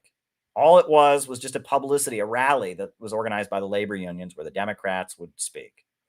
And they would demand $15 an hour pay for fast food workers. And the fast food workers in the restaurant wouldn't even know that the rally was happening. But outside, the labor unions with all their money would set up a stage and have all their people. And they'd be out there protesting $15 an hour. And because the Democrats and the labor unions were organizing for $15 an hour, Larry Holmes decided that the Workers' World Party should organize for $15 an hour. Because the labor union, the labor unions are doing that because the liberals are doing that. So I remember I said to Larry, one of our most important conversations, I said, Larry, imagine that you are not a communist. And you just want $15 an hour. Are you going to join us? Are you going to join the Democrats? It's a fair question because there was this idea that we talk about communism, that's just going to scare everyone away. If we talk about socialism, if we educate people and teach them the truth about it, that's just going to scare everyone away. It's funny. They never thought that doing the pronouns shit might scare people away. They never thought that that being woke and obnoxious and calling everyone racist all the time might scare somebody away. For some reason, it was okay to scare people away by being obnoxious, politically correct idiots. But for some reason, talking about communism, the ideology we supposedly believed in, studying Marx and Lenin and all of that, that was just going to scare everybody away. No. We just have to focus on things that people can relate to, like $15 an hour. And I said to Larry, I remember saying to Larry, I said, Larry, I would say the same thing to Brian Becker. Brian, Larry, if you're not a communist, you are not a communist, you're not a socialist, you have none of your education, and you just wanted $15 an hour, would you join us or would you join the Democrats? And Larry said, I'd join us because the Democrats are not getting arrested and they're not shutting things down. They're not doing militant things for $15 an hour. And I said, Larry, we're not doing that. We're not doing that. No one's getting arrested at our rallies. We're not doing anything exciting for $15 an hour. We're not doing that. And he said, well, we just need to get more people first.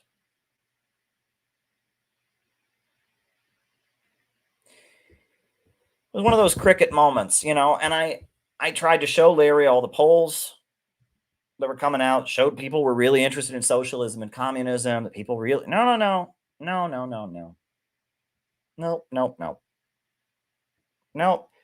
You know, somehow the way to make the revolution is to just do whatever the Democrats are doing, whatever the liberals are doing, we just do it louder, and somehow we're going to lead the revolution.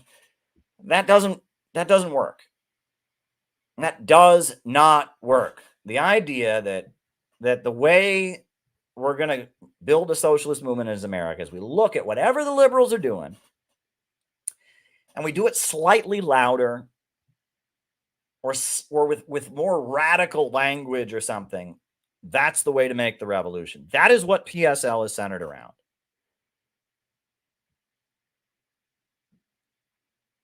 Imagine that you just support Palestine. You just support Palestine. You're not a communist. You're not a socialist. You're not an anti-imperialist. You don't even know what it's about. You just support the Palestinians. Are you going to join a communist group? Or are you going to join Jewish Voices for Peace or some liberal group? Well, you're obviously going to join Jewish Voices for Peace. You're obviously going to join some liberal group. Why? Because you don't know anything about communism. Because you don't have an understanding. What we can offer as communists is our ideology. That's what we can offer.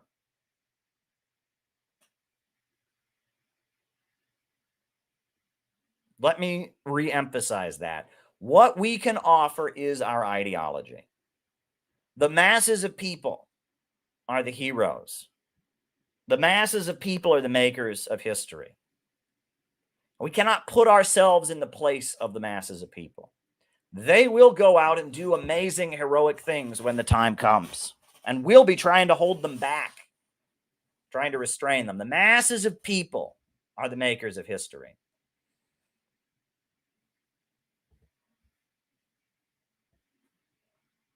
What we can offer is our ideology. What we can offer is our understanding.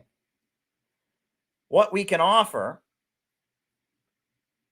is our understanding of the problem and educating people and giving them the teachings that can lay the basis for action. That is what we can offer.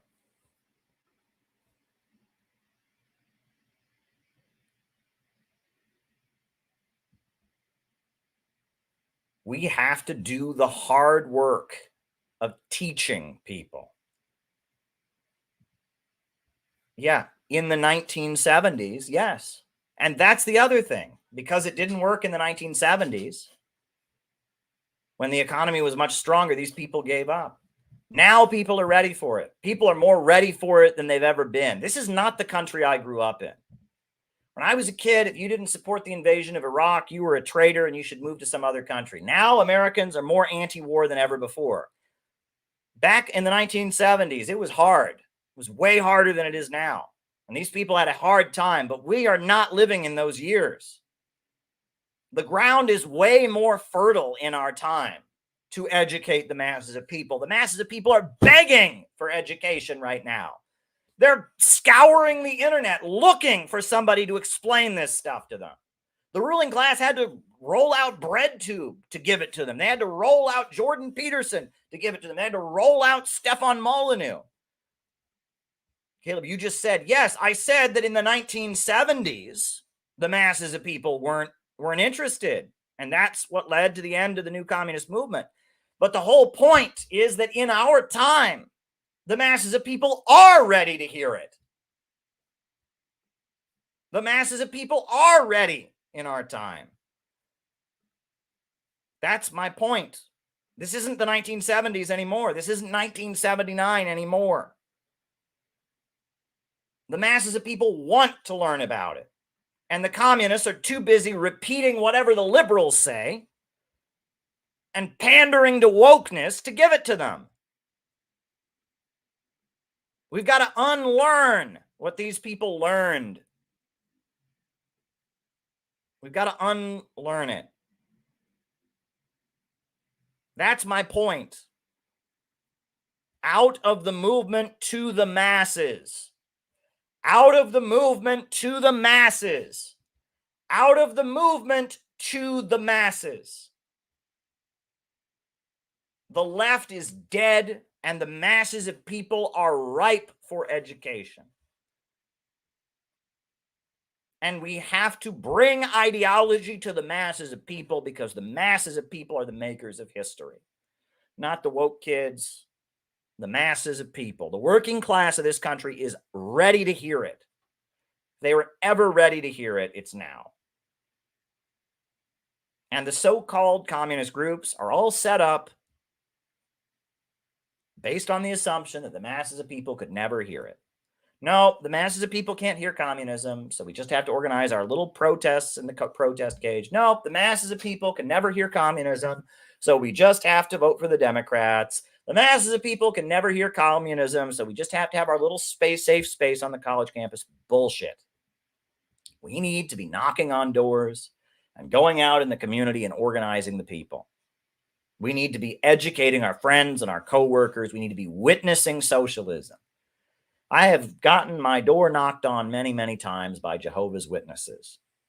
And I long for the day that somebody knocks on my door to tell me about communism. And that's when I know the country will be changing. When someone knocks on my door to tell me about communism. Out of the movement to the masses. Off of the internet to the masses. We need to build a movement to approach the bulk of the American people with the message. That is the urgency of our times, and we need to change the message, not to accommodate the woke minority and the ultra-left fringe, but to be a message that can win over the American people. And that's why we talked about the American Revolution, and that's why we talked about the Bible, and that's why we talked about the Houthis and a picket line. Our rallies, we're a small organization, CPI, but everything we do has this explosive effect because we do it aiming for the masses. PSL's not aiming for the masses. We are aiming for the masses. Here, I'll put the song on for you. This was the song the RCP composed for their rally. We'll put the song on. We'll watch Peter Coffin's video. Ugh. I'm trying to get you all to understand this. If you want to build an anti-imperialist movement, we have to get to the masses of people.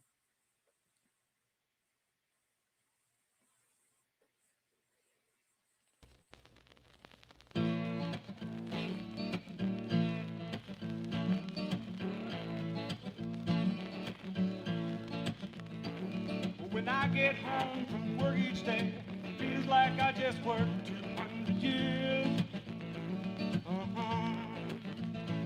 When I see all the bills I gotta pay, seem like to take 200 years. And now we hear this summer celebrate the latest boss's game. But who they calling us when every day we're fighting them? 200 years. 200 years is bicentennial is for. 200 years. The rich want us to slave for them. 200 more. 200 years. 200 years these parasites have sucked our blood. But let's get them off our backs. 200 years is long enough. Well, that must have been some party dumped that British tea back then 200 years. And that must have been some struggle dumping British tyranny back 200 years. But sending King George packing made the rich here free to build their own empire and change and wage slavery. 200 years. 200 years is bicentennial is for. 200 years. The rich want us to slave for them. 200 more. 200 years. These parasites have sucked our blood. Let's get them off our backs. 200 years is long enough. Well, our class built this country. We have labored, we have slaved 200 years. Oh, but they're the class that runs it, taking all the wealth we've made 200 years. They're coming down, their time is up. 200 years is gone. Their rule has brought us misery, unemployment, crime, and war. But every decent thing we have, our class has fought on for. 200 years. 200 years. This bicentennial. Oh, 200 years. the rich want us to slave for them. 200 more. 200 years. 200 years. These parasites that suck our blood. Let's get them off our backs. 200 years is long enough.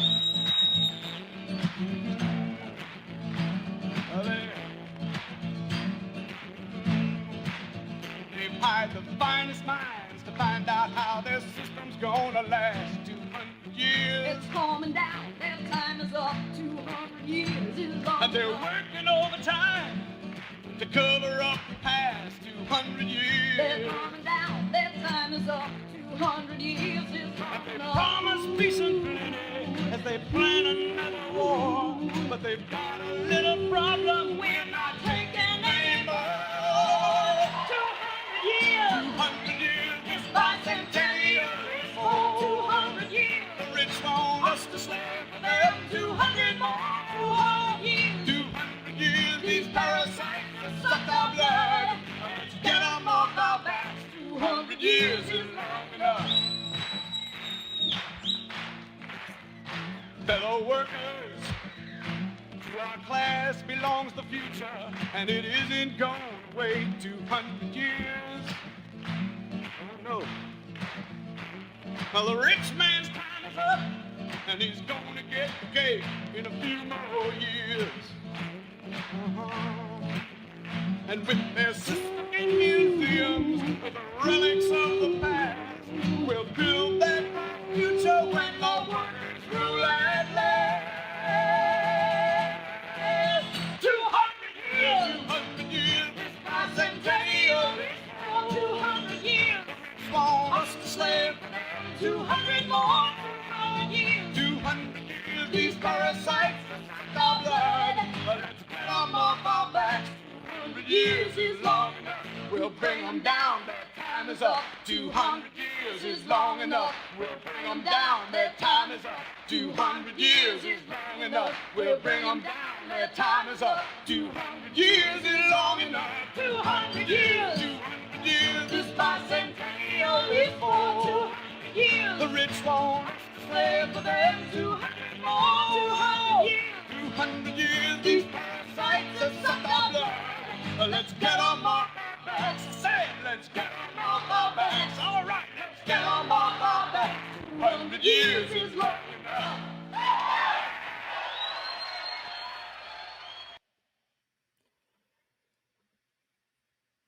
You know, we did a beautiful sketch at the conference. I'm waiting for the video to be finished. We got a lot of stuff from our amazing conference we just did. It's going up online. We did an amazing sketch.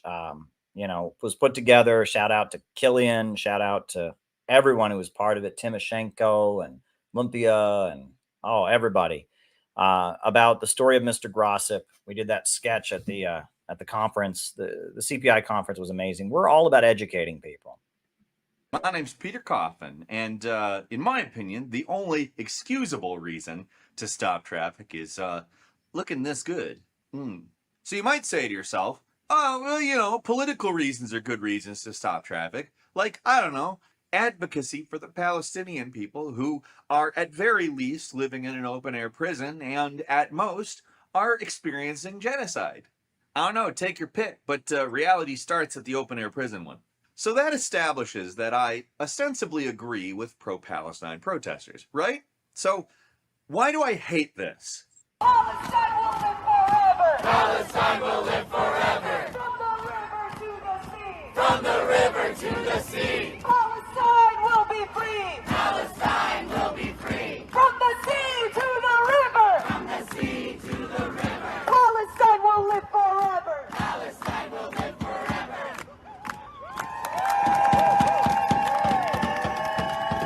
So if you're unaware, that is the Holland Tunnel. It is one of the few ways that New York and New Jersey are connected. A lot of people who work in New York also live in New Jersey.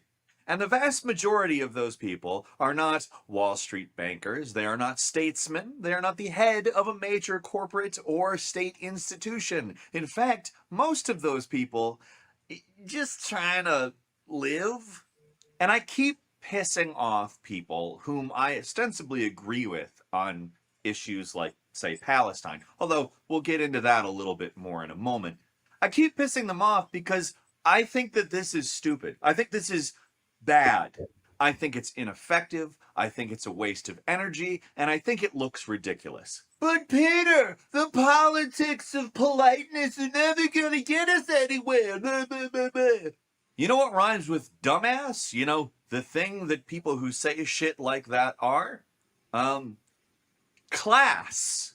When you protest or demonstrate, you're doing one of two things. Firstly, you're attempting to impede, or secondly, you're attempting to educate. Now, somebody's immediate reaction would be, why can't it be both? Well, it should be both, actually. Ideally, it would be both. I'm just saying that those are the reasons that you protest, right? So then you have to ask, who is the target?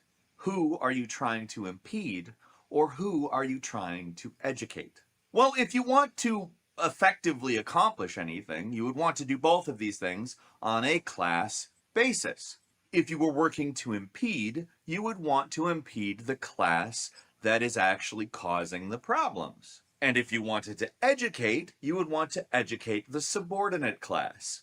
In our case, the bourgeoisie, the owning class, or the capitalists versus the subordinate class, or classes, depending on how you're talking, but the workers, the people who create value or otherwise don't own the means of production. I just call it the subordinate class and leave it at that.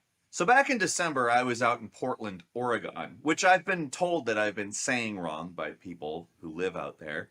They keep telling me it's Oregon, like Oregon, you know, like in a Gata Vida, baby, that type of Oregon. Or the things inside you that perform bodily functions. But I keep saying Oregon, and I think it's my accent. You see, I'm from Michigan. But anyway, I was out in Oregon/Oregon with CPI, the Center for Political Innovation, the political organization I'm a part of, and we went out and did a bunch of pro-Palestine demonstrating. Now, we specifically thought about it ahead of time and said, our point today is education. We went out with a message of Palestinians are not our enemies. It's the people in charge here. The same people who allocate our tax dollars to send 6,000 bombs into our residential area in Palestine, as well as employ the use of white phosphorus. That money could be used for jobs. It could be used for infrastructure projects. That money could be used for health care. That money could be used for anything in all of the desperate areas of the United States. But because the United States is an imperialist state and Israel is a satellite that functions on behalf of it as an outpost in the Middle East, that money is instead going towards making a certain ethnicity of people's lives much worse. The way we went about things was designed to reach everyday people who are dealing with issues of their own and attempt to direct their interest towards U.S. imperialism and its consequences both worldwide and domestically. These folks, on the other hand, and really everybody who stops traffic to protest the ruling class, despite the fact that, statistically speaking, most of the time they will not stop the ruling class in traffic, these folks are punishing the everyday person for existing in a world in which the ruling class does bad things. So they're impeding everyone, meaning, statistically, they're mostly impeding the subordinate class. The ruling class doesn't give a shit. But let's say the goal of holding up traffic is actually about education. We're trying to educate all of these subordinate class folks about this issue. Well, the thing you're actually teaching them is that people who think this are also tremendously infuriating and don't care about them. You don't care about the fact that they have a job, a schedule. You don't value their time. What you care about is stopping them from going about their day. Now, as much as I rail about empathy as a form of politics, I'm actually a fairly empathetic person. I want to know why people do this kind of thing. It confuses me because I see protesting as a tool to do one of those two things, ideally both. And in order to do those, you have to understand who sees, who is impeded, what is being said, etc. So I asked my friend Caleb Maupin, actually, why he thought people think this is doing something. And his initial answer to me was actually about who is funding these types of protests. And I think that it's important to know that type of stuff. I'm sure he'll probably talk about that on his channel, which maybe go check that out if you're curious for that type of stuff.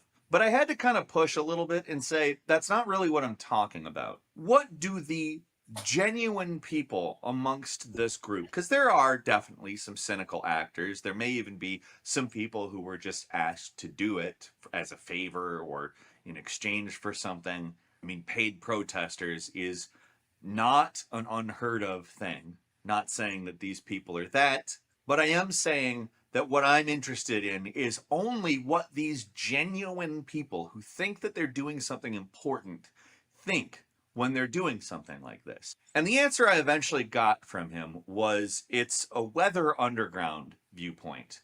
The Weather Underground was kind of a fringe political group in the 1960s and 70s that advocated that workers were reactionary and enemies of the revolution. You see, the masses, the people out there, they're bad. They're sheep and they benefit from imperialism, those baddie bads. And for genuine people who legitimately think that this is a useful thing to engage with, ultimately are coming from a position that punishing those people who don't understand imperialism, who just go along with things because they're the everyday baddie, punishing those people is doing something, because eventually they'll respond to the punishment and get it, and then they'll take up arms against the government, maybe, or whatever they think is going to happen. I don't really know. I mentioned this in my last video about the Epstein list, but like punitive justice has basically proven to not work. If you go through all the research, the actual logging of results shows that it only really reproduces the same result. Like ultimately, these people think the bulk of the population is the enemy. Who else thinks that? Well, the ruling class, the capitalists, the tiny number of people that own and control everything. And it seems pretty obvious why they see the bulk of the population as the enemy. In terms of class, they are the enemy. But this is why, to me, it's really important to be doing stuff that's nothing like this. There are quite a few people who are at this protest. You can see there's a bunch of people sitting down and blocking traffic to the point where there needs to be some kind of a police escort. But having a small number of people volunteer to go around and talk to lots of people with a banner up or a megaphone or something, but just be willing to engage with large numbers of people walking around, seeing tons of different people, it's just completely different. The message that we got out in Portland with CPI was the money that should go to help you is instead going to bomb the ever-loving hell out of innocent people. We didn't impede anybody, we didn't get in anybody's way, but we said to working class, subordinate class people that the ruling class is doing an injustice that affects both them and the people of Palestine. We had almost no one respond negatively to us. And one of the people was just some Thought Slime fan. And I'm not joking, there was actually a Thought Slime fan walking around in Portland. True story, true story. Calling us tankies. Like this guy walked up to this group of people that was listening to us talk and said, "Don't listen to them, they're tankies." And they actually said the name Mildred in public. That group of people was not very responsive. You see, in their mind, this was just some person who was telling them not to listen about the crimes of a class that they could very clearly see is making their lives worse, as well as the lives of people in Palestine. Normal, everyday people who were walking around, likely between jobs because it was raining. People weren't out for leisure. It was cold as shit and rainy, and we were soaking wet by the time we got done. It didn't take a bunch of money, it took no permits, it just took a little bit of time and some understanding that people are willing to engage with information. And the information we were putting out that day effectively demonstrated the shared interests of both the people of the United States, the working class people, and the people of Palestine. Can you imagine if we just went around like pointing a bullhorn at people and saying, "Fuck you, support Palestine"? Well, that's essentially what this kind of protest is. Because it... Yep, that's basically what they did. Fuck you, support Palestine. It's not doing anything to effectively impede the ruling class, when the people that are impeded by stopping traffic are mostly people from the subordinate class. Statistically, that is impossible to ignore. If you're interested in any of that kind of thing, consider joining the Center for Political Innovation, or even just subscribing to Caleb Maupin's YouTube channel. But to me, I just think that it's really important to understand what you're doing. A big part of that is asking what is the probable effect, or even what is the historical effect, as we look back to previous protests like this. Pretty much every single one of these stopping traffic protests has resulted in people angry at the protesters because they're just holding up their lives. It makes the battle into the protesters versus the people in their cars. And the people in their cars have no special allegiance to anyone. They have a job or a place they need to go. That's why they're in their fucking car. The amount of people who are just driving around because it's fun and they like pissing off environmentalists is near zero, if not zero. But once you find out what the effect is, then you need to ask the class question. Is that effect something that we want to happen to either class? And if it is, maybe that's a useful action. If it's not, maybe it's not. Anyways, that's all for today. Don't forget to subscribe, like, comment, all that crap. I hope you have a good day. There you go. That was a great video Peter made. Basically saying the same thing I said here. You know, and I really, it was a great conversation we had. Look, we're doing something different. We are doing something completely different. I'm not sure if I'm going to show all of this, but you know, Peter did take footage of us out in the streets of Portland. Again, tiny rally.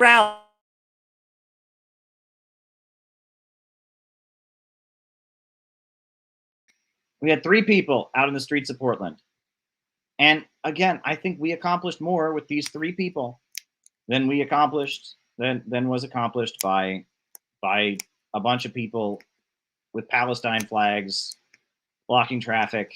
You know, this is what we did, right? This is what people need to be doing, going out and spreading a socialist message. This is what we did in the rain in Portland. Be tricky.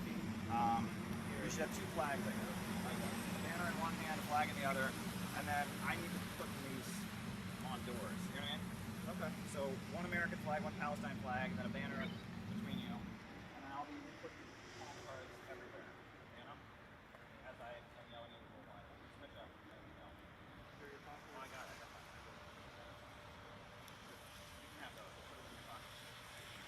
You know, and like we need to just get them all out. You know what I mean? Leave them on cars. They are more concerned about enabling Israel to kill Palestinians than they are in making sure that Americans have hospitals to go to when they're sick or have paved roads. We are here saying money for American schools, money for American jobs, not for Israel, not for Israeli crimes, not weapons for Israel. Food and health care in this country, not war and destruction in another country. That's what we're here to control the means of production. City. All right.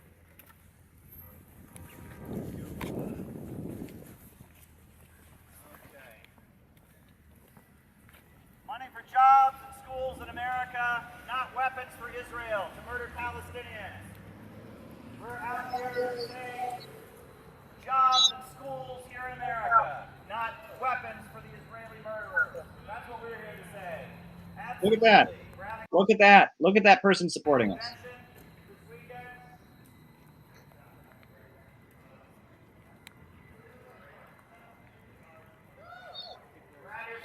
Palestine, free Palestine, jobs for America, not schools, and not weapons for Israel. Jobs and schools for America, not weapons for the Israelis.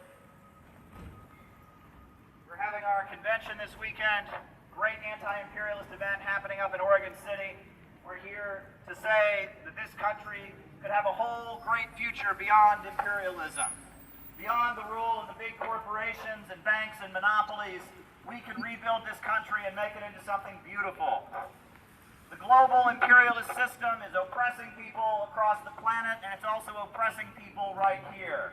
We are against the imperialist system. We are for a new America where working families have what they need and growth and innovation is promoted beyond the rule of profiteers. We are opposed to the system that spreads war and spreads destruction across the planet to enrich a small group of billionaire monopolies.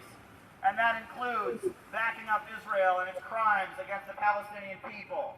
We are for a whole new society, a new America, where the working class controls the means of production, the banks, factories, and industries. A new America where human needs come first, not the profits of a wealthy few. A new America where innovation and scientific advances are being carried out and promoted. That's what we're for. A whole new America under the rule of working people. That's what we're out here to promote today. So we can go a bit more into that, further that way? Should we wait for them to go, or? I think we just walk this way in a bit. Oh, okay. So we're not blocking.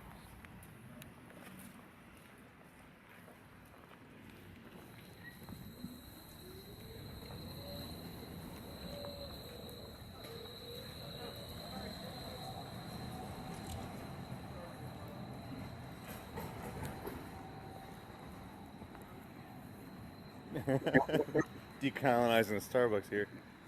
This is Starbucks. Decolonize Starbucks, eh? We're having our national convention this weekend in Oregon City. Some great speakers are going to be there, and we are here to stand up. We believe we could have a new America beyond the rule of billionaires and bankers, beyond the rule of monopoly corporations. Sorry. Set up for political innovation, jobs and schools for America, not weapons for Israel. Free Palestine, solidarity with the people of the world in their struggle against imperialism. That's what we're out here to say. Join us. It's going to be a great event in Oregon City this weekend. Dare to struggle, dare to win. A world beyond imperialism. Money for jobs and schools in America, not for Israeli crimes against the Palestinian people. Join us. Center for Political Innovation. It's going to be good.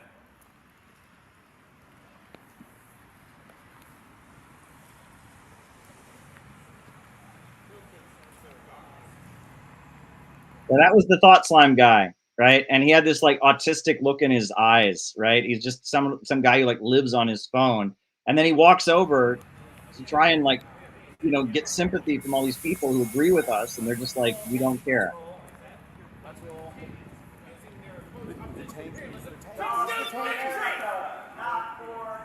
Hi.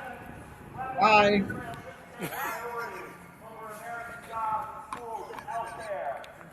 Yeah, the only person who didn't like us was a fucking thought slime fan. Jobs, healthcare, and education, not crimes and bombing and destruction. That's what we were out here to say. Free Palestine. Stop the attacks on the Palestinian people. End the destruction of Gaza. Free Palestine. Free Palestine. Good times, huh? You see that guy all mad about Down tankies? with some internet shit. Tankies. Tankies. Did he say Mildred? That's what he said, yeah. Oh my God, that's thought slime. What he's talking about. Where this is real life, it's not his favorite internet show. He was whispering. No one else was caring. They were all just Yeah, they're all just like, yeah, okay. I'm not. He very much wanted to be the main character. He wanted that to be his moment that he got I said added hi to to the him. MCU. I go, hi. We're all out here talking about Gaza and Yeah. talking about internet stuff. So it's going to be a great event this weekend. again, he wanted his entry into the Vouch CU or whatever. All right. The destruction of Gaza, the murder of children being carried out by Israel right now is something we oppose. It is bad for the Palestinians. It is bad for the people of the world. It's also bad for America. We envision a whole new society beyond the rule of corporations and banks. An America for working families, people before profits. That's what we are out here to talk about here in Portland, Oregon. Cool. Great. So we get down this way, or do you walk backwards?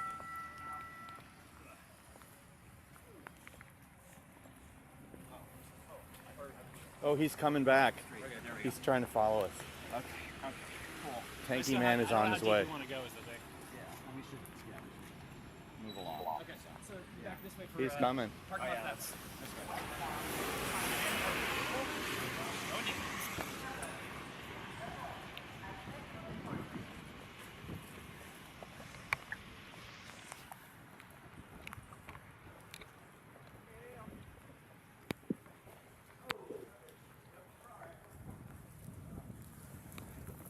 I gotta put the camera away. Okay,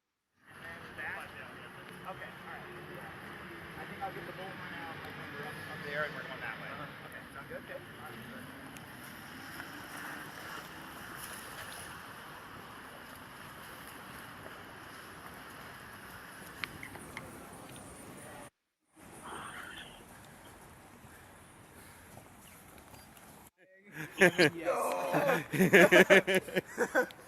Alrighty.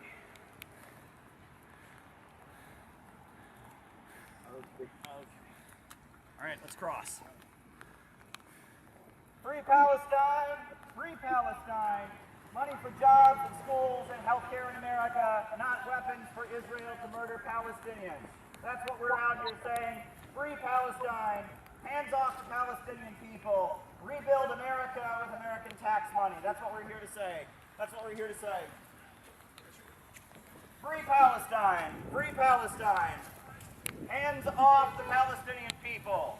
Jobs, schools, healthcare for America, not more money for Israeli crimes against the people. We are here as the real patriots, the people who really love America, to say that American funding of Israeli war crimes is unacceptable. Jobs, schools, and healthcare. Free Palestine, free Palestine.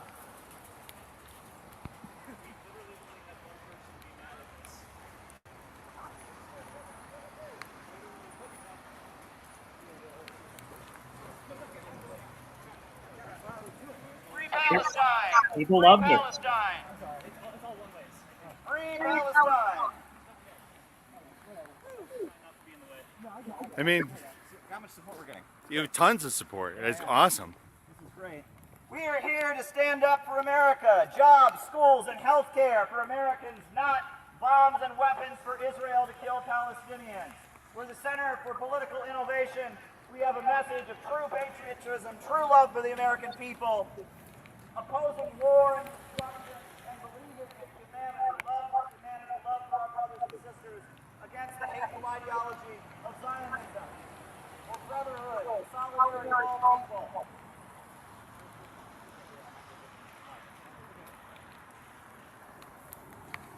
I'm gonna follow him.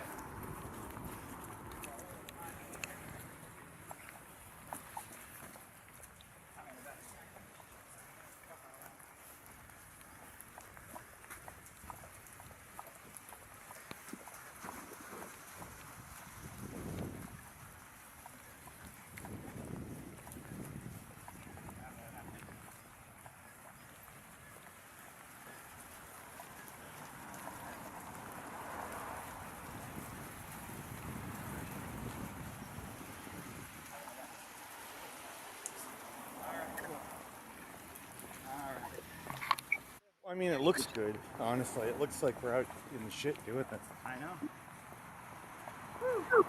Portland certainly Yes, is a we great are. city. And it does actually look that way for a reason. Yep. Okay, so is this where we turn? I have no idea. He does. That way? Okay. I'm gonna.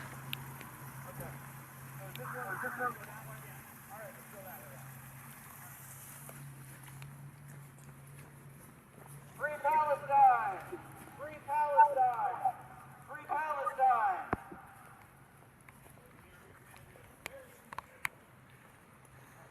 Get your Palestine right here. Free Palestine.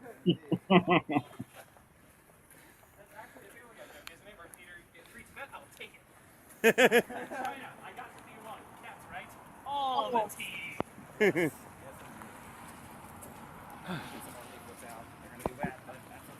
I mean,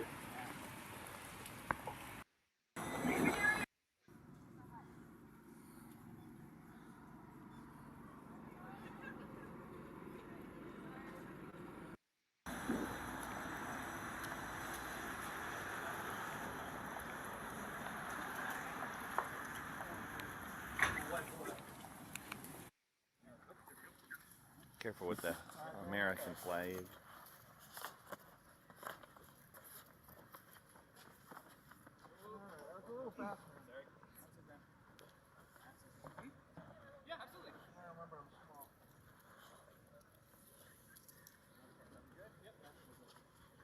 All right, we're here. All right. All right.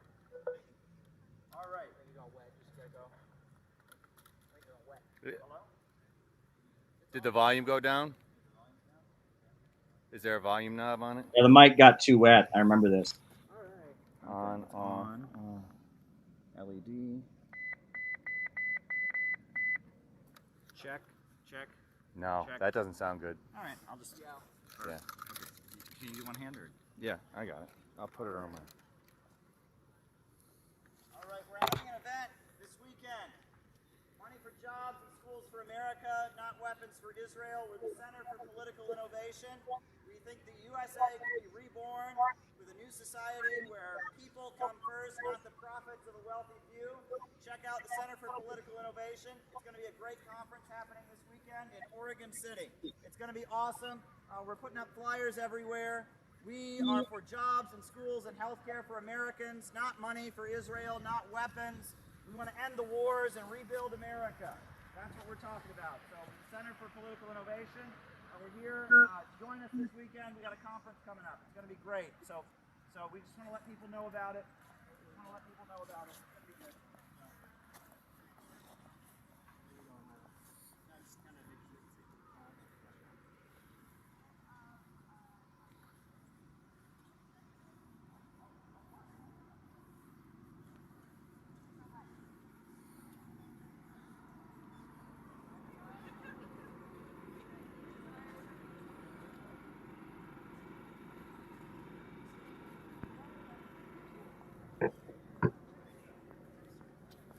Free Palestine! Free Palestine! Free Palestine! Yes! Free Palestine. It's going to be good. Conference happening this weekend. Oregon City. Free Palestine! Free Palestine! Absolutely. Free Palestine. Join us at our conference this weekend. It's going to be awesome. Free Palestine! Free Palestine! Come to our conference. It's going to be great. Come to our conference. It's going to be awesome. Free Palestine. All right. Good times. Good times.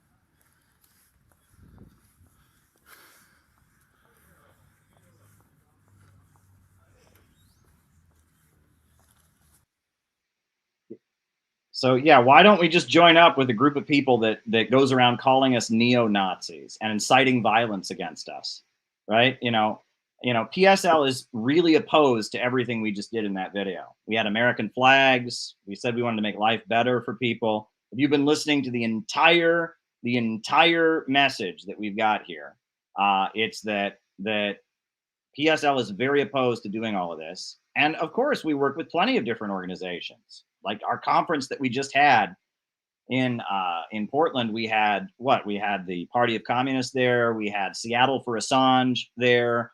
We had Veterans for Peace there. You know, we work with all kinds of different organizations. Zhao, I think you got a case of naysayer syndrome. Because, you know, now you're saying we don't work with other organizations. We work with anyone we can. We'd even work with PSL, but PSL made a big point of being hostile to us. PSL routinely accuses me of being a Nazi in the hopes of getting Antifa to murder me. The Party of Socialism and Liberation basically declared that waving an American flag means you're the same as a white supremacist. They also called for a mass crackdown on Trump supporters. after, you know, the January 6th events. Their only criticism of Biden is that, that he didn't jail more of these people. You know, we have been nothing but friendly to these groups, but we have a different approach. We're trying to reach the masses of people. And the response of these people, of the existing fake communist parties, is to flip out because we're exposing their grift, right? We're doing what they fail to do, right? That was just, and I showed you that, guys, that video, because you can do that in your neighborhood. A microphone, you can get one at any Home Depot, you can get one on Amazon, you can get a banner printed, or we can send you one, you can get one, we'll send you a banner. You can do, that was 3 people and Peter, who was filming it, right? That was me and 2 comrades, and we went out and we reached hundreds of people, and we got a massively positive message in the streets of woke Portland. We were walking through the streets with our American flag, with our Palestine flag, with our banner. Who could disagree with us? Money for schools and jobs in America, not weapons for Israel, right? And we got massive support from the population. I think, you know, in that little time, and that's what I'm trying to tell you. That's why I showed you our rally to support the Yemenis that we did this weekend. That's why I'm telling you that way more people remember the RCP and their 200 years rally. This kind of work, which isn't as glamorous, it's not as glamorous, right? It's not as glamorous, right? It's scary. You go out there, you might meet a Thought Slime fan who calls you a tanky, right? You know, it's not as glamorous, and you get wet on days when it's raining, and it's not as rewarding, but it's this kind of work that will make a difference. I'm telling you, it is this kind of work, right? Putting those door knockers on doors, right?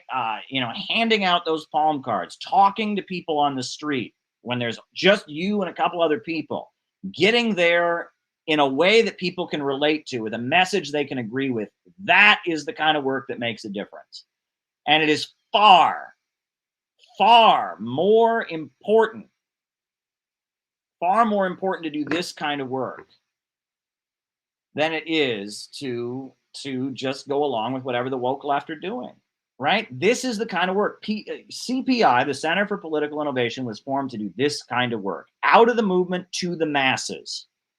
That's what out of the movement to the masses looks like. And look, we said 3 people, and look what we did. Look what we've been able to accomplish in the short time of our existence, right? Look at our end of the year video, all that we've done. We've recruited people, we've expanded. And they have come at me with their knives like you wouldn't believe, because they are so scared of people doing this. This is what they are afraid of. I will repeat, this is what they are really afraid of, is people actually going out and winning the masses of people with socialist populism. They are terrified of that. And that is why the Communist Party and the Party of Socialism and Liberation and all the Trotskyites, all of them, they are desperate to destroy me, because I'm doing what they refuse to do. They have all been set up by the government to make sure that nobody does this. PSL, can you imagine? PSL, with all of the money that they have, the Communist Party with their millions of dollars, their huge offices, could you imagine how different this country would be if they were training people to go and do this kind of work? Could you imagine how different America would be if, instead of pandering to the liberals and running his protest hustle, Brian Becker was sending all those 19 and 20-year-olds out with American flags and leaflets to go engage with people, right? Imagine how different the country would be.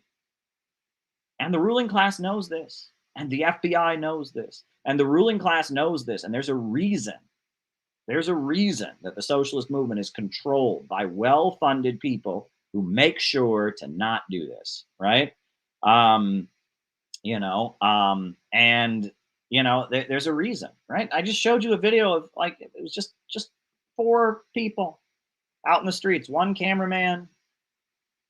Peter Coffin's much more than a cameraman, but you know what? I mean, 1 guy running the camera, another person with a bullhorn, 2 comrades holding a banner and some flags. We reached hundreds of people that day. Hundreds and hundreds of people got our message that day in downtown Portland, at various campuses that we visited. Hundreds and hundreds of people became aware of our organization, heard a message that they would never have heard. We need you to learn to do this kind of work. Maybe you don't want to be the guy on the bullhorn. Well, you can be the guy holding the sign. You can put a mask on your face so no one knows it's you if you're worried about losing your job or something. This kind of activity, going out and engaging with people in a way that they can hear it, this is important. This is important. This is what out of the movement to the masses looks like. This kind of activism, which is small, is so important. It is so, so important. It's so important. So, that's what I wanted to communicate to all of you tonight. And I use this stream to talk about, I want to win. I don't just want to feel like I'm on the right side of history as I lose. I want to win. I want to win. That's what I want. I want to win.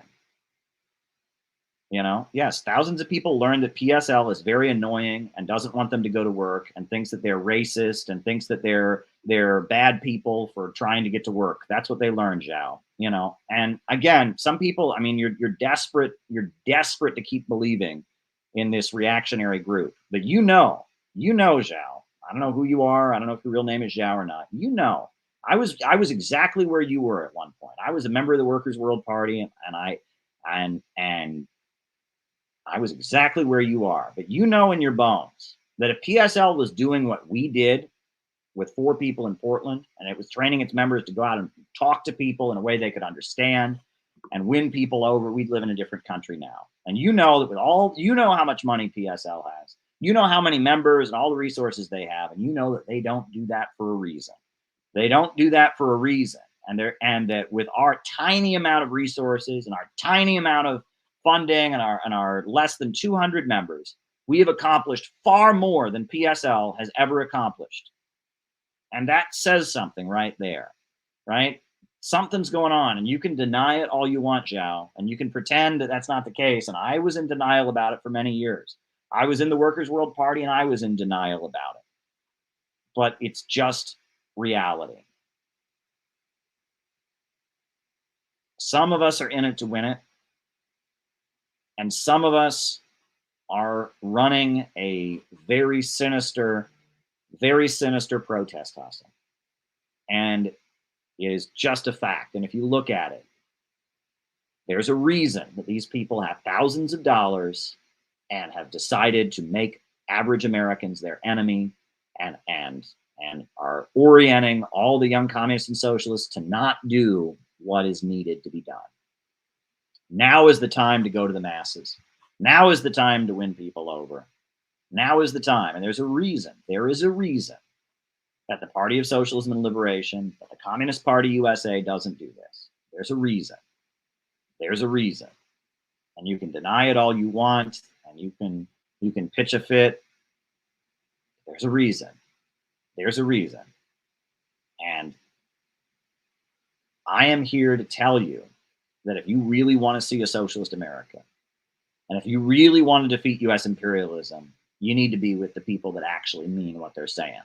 And that's us, the Center for Political Innovation. We are serious. We are innovators, because if the situation changes in 24 hours, the tactics must also change in 24 hours. Out of the movement to the masses. Out of the movement to the masses. Out of the movement to the masses. Out of the movement to the masses. Out of the movement to the masses. Names and locations, folks. Names and locations. I've got a Rumble rant. I've got 2 Rockfin tips. I've got 5 super chats. Names and locations, folks. Names and locations. I will call you all out as I see you. Names and locations. Names and locations. Who is with us tonight? Names and locations. We are going to answer people's questions after this. Hey, if anyone else has anything else they want us to talk about, by all means, send more super chats. We got Nicholas in Miami, Florida, Utica, New York, Mark Jones, right? Names and locations. We got Nate in Chicago. Great. You look great in the Yemen video, Nate. Gonzalo in Battle Cossack Gonzalo. Matt in Baltimore. Jenny in Cincinnati. Tatiana in Fort Worth. The Gribble Report in South Oregon. Zhao is in New York City. David Fox in Bendigo, Australia. Very, very good. John McCarthy, also great in the video. Mariah in North Carolina. South Carolina, South Texas, London Town, Tyler in Missouri, Joe in New Jersey, home of the revolution, Sarajevo, Bosnia, Gabby in Chicago, La Junta, Colorado, Patch in Arizona, Livy in Denver, Cape May in New Jersey, Nick Lynch in Daphne, Alabama, Zach Bunch in Richmond, Virginia, Alex from Brazil, Vancouver, Washington, Mike M. Welcome, Mike M. from Vancouver. Welcome, welcome, welcome. Finn in Duluth. Anway, India. Argentina, Andrew Walter. That's my birthday today. Free Palestine. Happy birthday, Mohican D. Welcome, welcome, welcome. Nick in Michigan. Nick Smokes. Valen Anderson in Seneca, South Carolina. Welcome, welcome, welcome. Auckland, New Zealand, Kiwi Corner. Jamie in Idaho. Moonlight Beach, California. Happy birthday, Mohican. On the Rockfin. We got anyone on the Rockfin? I know Hempcar. Jacob in Central Wisconsin. Jacob Hempcar. He sent a couple super chats in that I'm going to respond to. Are there Rockfin tips on the Rockfin? John McClellan in Vancouver, British Columbia, up in Canada. Steve in Boston. Welcome, Steve. Good to have you with us, Mr. Steve. Good times, good times. If anyone has any more questions, now would be the time to send them in. Oh, nice. I'm from Kentucky, says Live the Dream. Well, welcome from Kentucky. Good to have you. Good to have you. Good to have you. All right, folks. A lot of great things are happening. A lot of great projects are in the works. The big project I've been telling everybody about, right? February 17th, there's going to be a big anti-war protest in Washington, D.C. We are supporters of that protest, Center for Political Innovation. We are sponsors of it. We sent our donation, our silver level donation in. We gave them our sponsorship. I'm just trying to pull up the video, the logo for the rally. Defeat the Deep State is the name of the rally. We are official sponsors of that rally, and we are going to be there. It's going to be a great event. We are planning to be there. It's going to be awesome. So Lincoln Memorial, February 17th, be there. It's going to be a very important event to stand up for civil liberties, to oppose war. We're going to be there. We're planning something special we're doing as CPI to contribute to the rally because we believe in this kind of mobilization so much, out of the movement to the masses. That's going to be important, February 17th. So there we go. There you go. There you go. All righty. So I see John has got that there, and that's good. I think we can probably just show that video. Maybe I'll start to download that video now. That way we don't have to wait when it comes in. So maybe I'll do that since that looks like a really important thing that John just sent us there. So yeah, I'll just see if I can start downloading that video. And so I do the Rumble rants first generally. So we got the Rumble rant. And then we got the Rockfin tips, and then the super chats. So that's the way we're going to do it. So if you have something you want me to talk about, send a super chat, send a Rumble rant, send a Rockfin tip. I'm downloading the video that John sent in his super chat, so it'll be all ready when we play it because the Uhuru case is very, very important. So, all right, the first Rumble rant. It's the only Rumble rant we've got. Jamie Turner asks, are there any limits on the power of reason? And if there are, why isn't philosophical irrationalism a valid critique? Well, that question points to some very interesting aspects of philosophy. Are there any limits to the power of reason? Good question. I think everyone, to some degree or other, has certain things that they just feel in their bones. Everyone has irrational feelings. right? The love that a parent has for their child. It's not rational. Maybe it can be explained in a rational way as instinct. It's not rational, right? The love that a child has for their parent. You know, people who've worked in child protective services have said that children who are being horrifically abused will often go to great lengths to lie to protect their parent because they don't want to lose their parent because they love their parent, even though they're putting themselves in danger, maybe of even being killed, because it is just intrinsic in them to try and maintain that relationship, right? That there are many aspects of human beings that maybe they can be explained with reason, but it defies reason. People will lay down their life for a cause or for a religion. People will,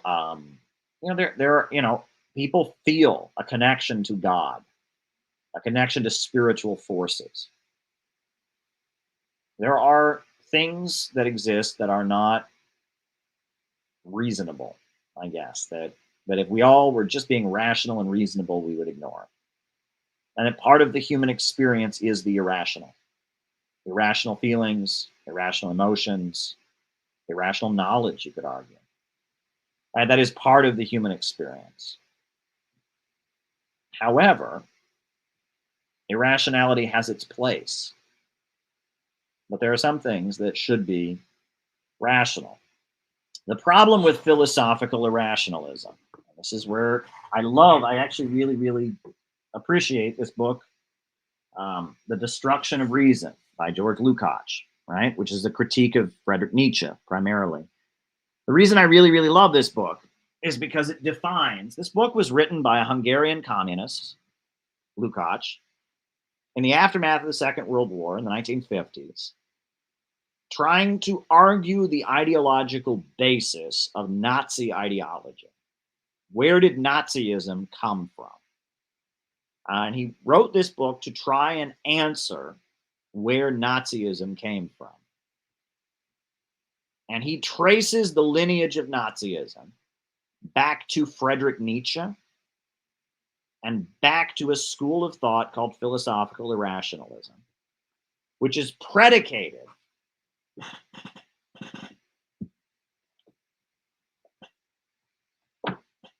philosophical irrationalism is predicated on the idea that truth does not exist, that the universe cannot be understood because there is no order in the universe. That is the foundation of philosophical irrationalism. And I would argue that there is order in the universe. There is also disorder and chaos in the universe, but there is order in the universe. Mathematics, geometry, chemical formulas, gravity. There are things in this universe that are very measurable. There are laws of physics. There is order in the universe to some degree. Now, there is also disorder. And there is also chaos. And there is kind of a battle between chaos and order. But to say that the universe is simply disorder, that the universe is defined by a lack of order, I would argue, is false. And it leads to the conclusion that through your own willpower, you can define reality. Right? Through your own willpower, you can define reality. Now, there's something to be said for mind over matter. There's something to be said for the power of positive thinking and thoughts. And, I'm nowhere near the hard materialist that I once was, or I would argue I never really was. But that said, the idea that there is no order in the universe, that order does not exist, that is a dangerous premise. And philosophical irrationalism bases itself on that premise. And from there extrapolates a number of things, such as human beings just being another animal, a cancer on Mother Earth, extrapolates all kinds of awful things from that premise that there is no order in the universe. And that's the danger of philosophical irrationalism. But does simply pointing out that there are limits to rationalism, does that therefore make the school of thought that we call philosophical rationalism? The answer, I would argue, no. No, it does not.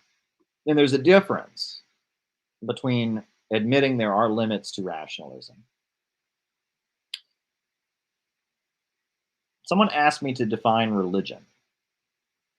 Oh, that's a good question. Someone asked me to define religion recently.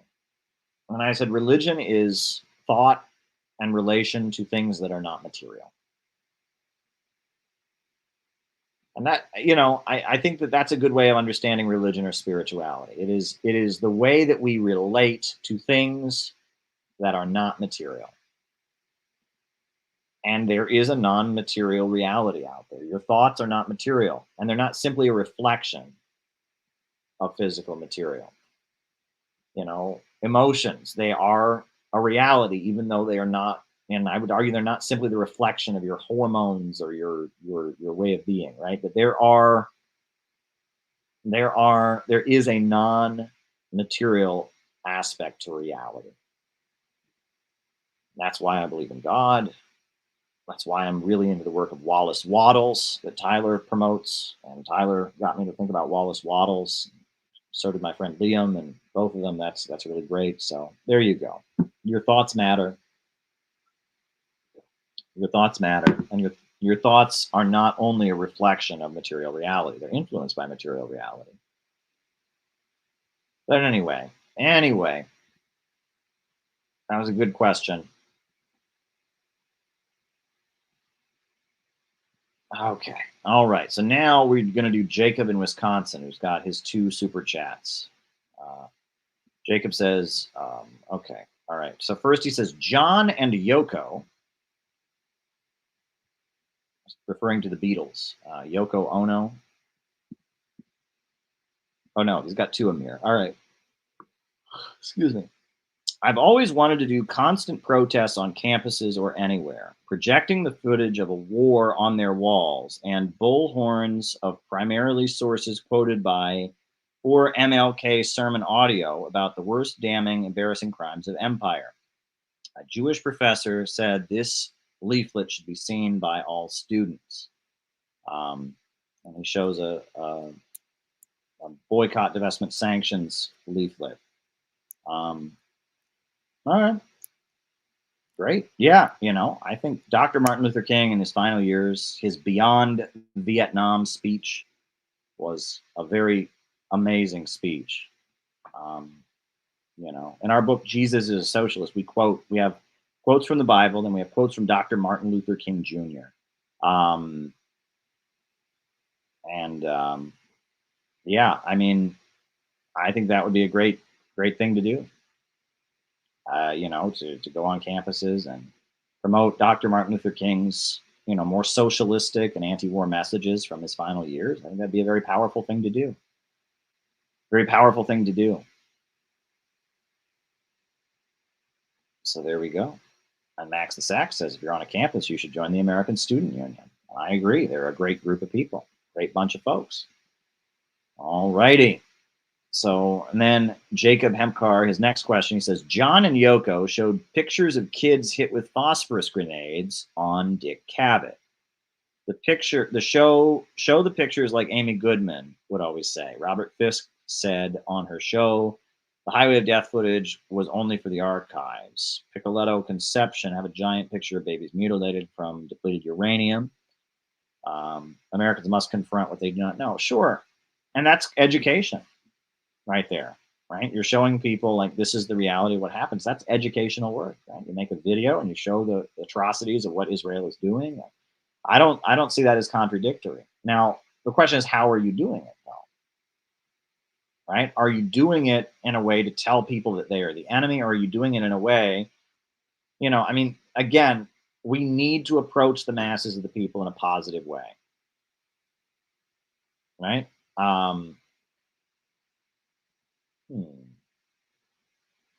That's interesting. That's interesting. I was actually going to tell a biblical parable, and it actually fell out the back of my head. Wow, this is going to be a long stream tonight because I got a lot of things to respond to. But look, the main thing is to approach people in a correct way.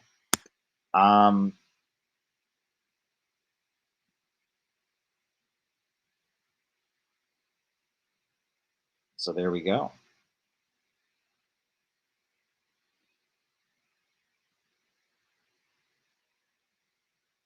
There we go. All right. Well, the main thing is to approach people in a correct way, but I'll respond to that. That's actually, okay. Yeah. So yeah, the main thing is that, you don't want to show these people these images and be like, you are the bad one. That's the main thing. You don't want to, you want to show these people these images and say, this shouldn't be happening. Let's do something about it. Our tax money would be better spent on schools and jobs and healthcare than something like this. That's what you want to do. It's a matter of, you want to approach the masses of people like you're on their side, like you're not against them. I think that's the point. That is the point. So I'm with you, Jacob Hempcar. I'm with you. And and then there's a last one. He said, thank you for this reasonable activism. Bruce Gagnon for Space for Peace said the study proves green jobs would make jobs more than arms manufacturers. He was on RT talking about Ukraine. Going back there in 2024, Robbie Martin did an interview with him. Great. Yeah, absolutely. Look, anything we can do to show the American working people that their real enemy is at home, their real enemy is imperialism. Imperialism is the enemy of the American people. Anything we can do that can help people to understand that the Palestinians are their allies against U.S. imperialism. The Houthis in Yemen are their allies. The Russians, the Chinese are their allies against U.S. imperialism. Anything we can do to raise that awareness and get people to understand that their real friends are the forces fighting against the big banks and corporations and the powerful monopolies that dominate our lives and are grinding us into poverty. Anything we can do to raise that kind of awareness, that is our duty, to get the people of the United States to stand in solidarity with the people of the world against the imperialists, to build up anti-imperialist consciousness here in the imperialist centers in the West. Anything we can do to achieve that goal is very, very, very important. So, all right. So next, right? So the first super chat question, what is the latest on the Uhuru case? We can't forget about our struggles at home. And that's from Nicholas Lynch. And thank you, Nicholas. And that's a very important question. And John McCarthy answered it, right? He follows Uhuru much closer than I do. He's always going to their different conferences and their different events. And John McCarthy, he sent this video of one of the lawyers for the Uhuru movement. So I have that video now. So I am going to put that video on, and this is the latest update on the Uhuru case. It's called The Fight for Free Speech. It's by one of the attorneys who is representing the Uhuru case, and we'll just put that video on so that we can follow the case. And I want to thank John for for bringing this to our attention. It's called Fight for Free Speech, and this is the attorney representing the Uhuru 3. One of the Uhuru 3. Amalia Jatella, it's just such an honor to be able to bring the very dynamic and brilliant attorney Leonard Goodman, who has fought for us, who wrote the amazing motion to dismiss, and who has been there for us publicly in so many different forums. So just really want to welcome you, Attorney Leonard Goodman. If you don't have your camera on, please put it on and speak to us. Right on. Thank you, Comrade Penny. And Uhuru Leonard, we see you now. Yeah. Hi. Thank you for not making me follow O'Malley because I don't. Yeah, my name's Leonard Goodman. I'm an attorney here in Chicago. I'm also a big advocate for free speech and the right of dissent, which is the main reason why I agreed to take this case, and I'm doing it pro bono. I'm blessed that I'm able to do that. I represent Penny Hess, and in recent years we've seen a rise in censorship of Americans who criticize government or its corporate partners, and this has been done by government agencies pressuring media organizations like Twitter, Facebook, and Google to censor ordinary Americans who speak out in opposition to government policies or corporate policies often. And this case takes the censorship of free speech to a new extreme level, in that here the government is literally trying to jail its critics, and that's 3 members of the African People's Socialist Party. For 50 years, the party has criticized U.S. foreign policy, and in particular, U.S. and Western interference in other sovereign nations, including CIA regime change operations and coups in more than a dozen countries. And you can read the position of the party in their newspaper, The Burning Spear, going back 30, 40 years of consistent criticism of U.S. imperialism and Western imperialism. This includes criticism of NATO expansion to the east. For decades, the party has criticized that in violation of promises made by the United States at the time of the reunification of Germany.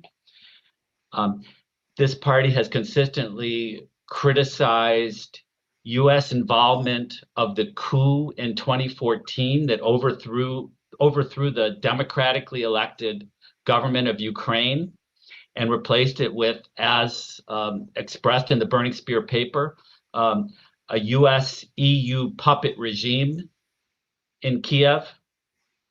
And the party has also criticized arming Ukraine to the teeth in order to provoke Russia. So this is a long-standing opinion of the party, expressed time and time again. After the February 2022 Russian invasion of Ukraine, the party continued to oppose U.S. interference and the sending of arms to Ukraine. 5 months later, as Jesse and others have told you already, the party headquarters and the homes of the 3 defendants were raided by federal agents, and they were named in a federal indictment. The pretext for this federal prosecution is that the chairman Omali Yeshitela became an agent, allegedly, of Russia after traveling to Moscow in 2015 to attend and participate in a conference sponsored by the anti-globalization movement of Russia.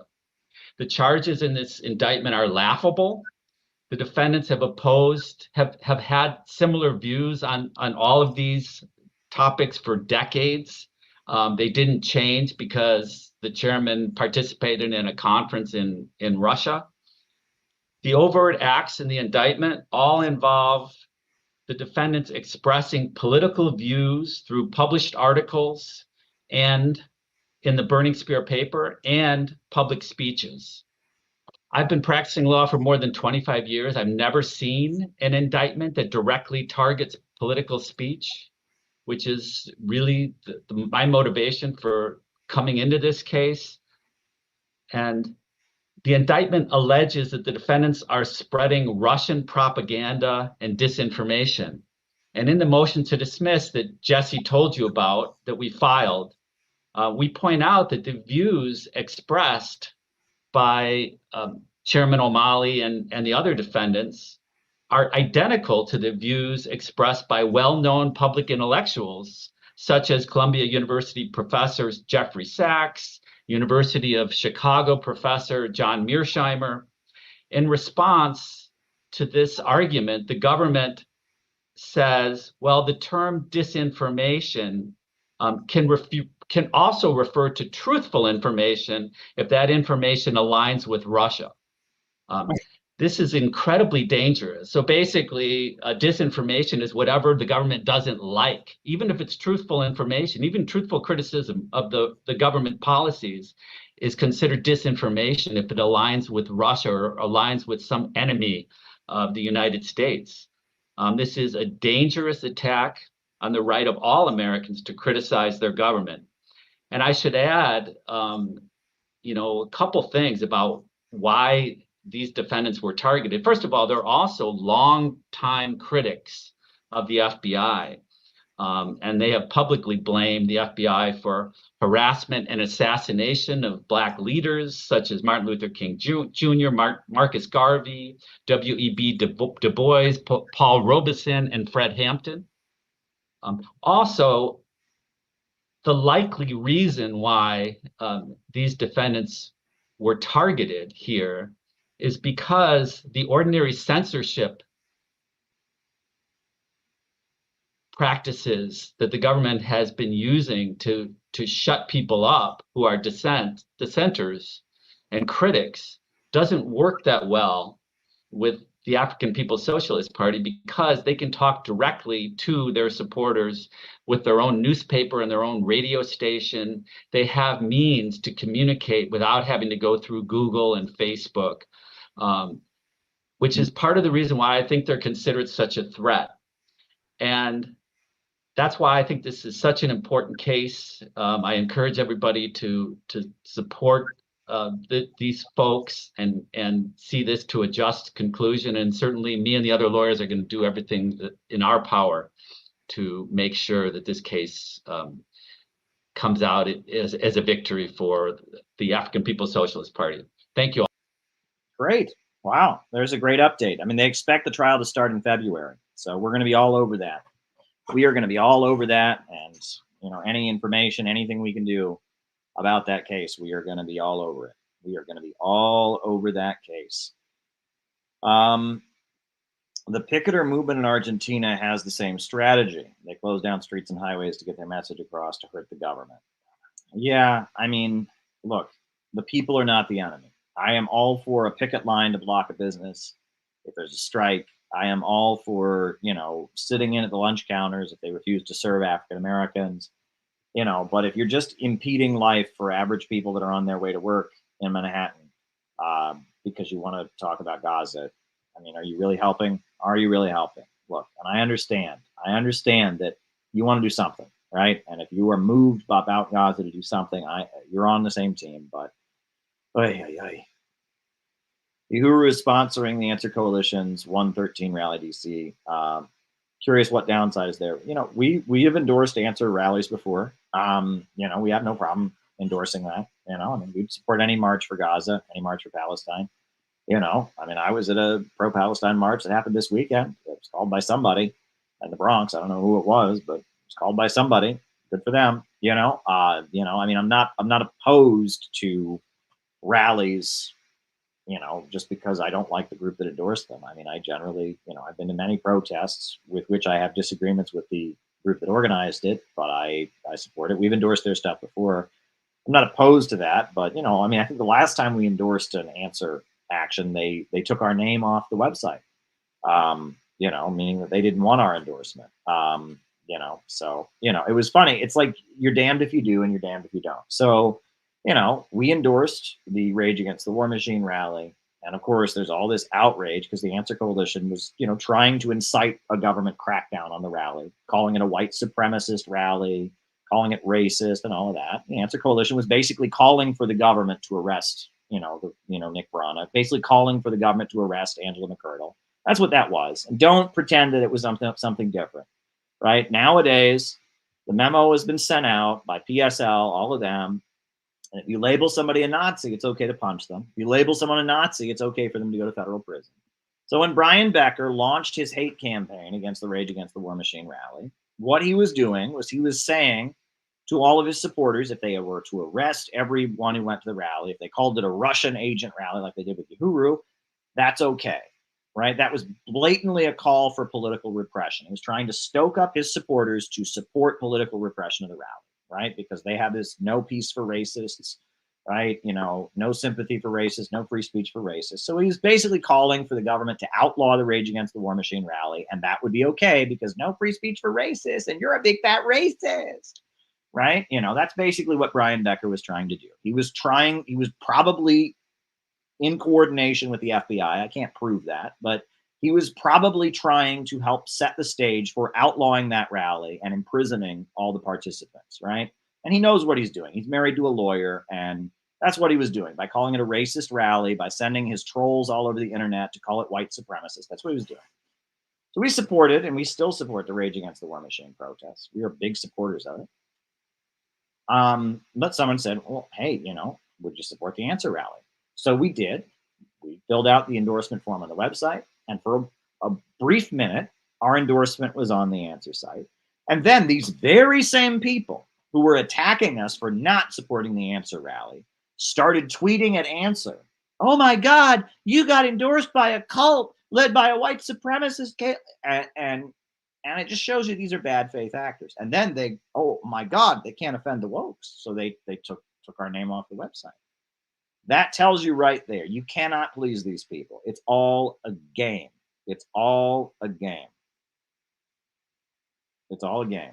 So, hey, members of our organization do attend anti-war rallies in Washington, D.C. Members of we're going to be, I was at a rally that had PSL people at it this weekend. So, I support anyone marching for Palestine.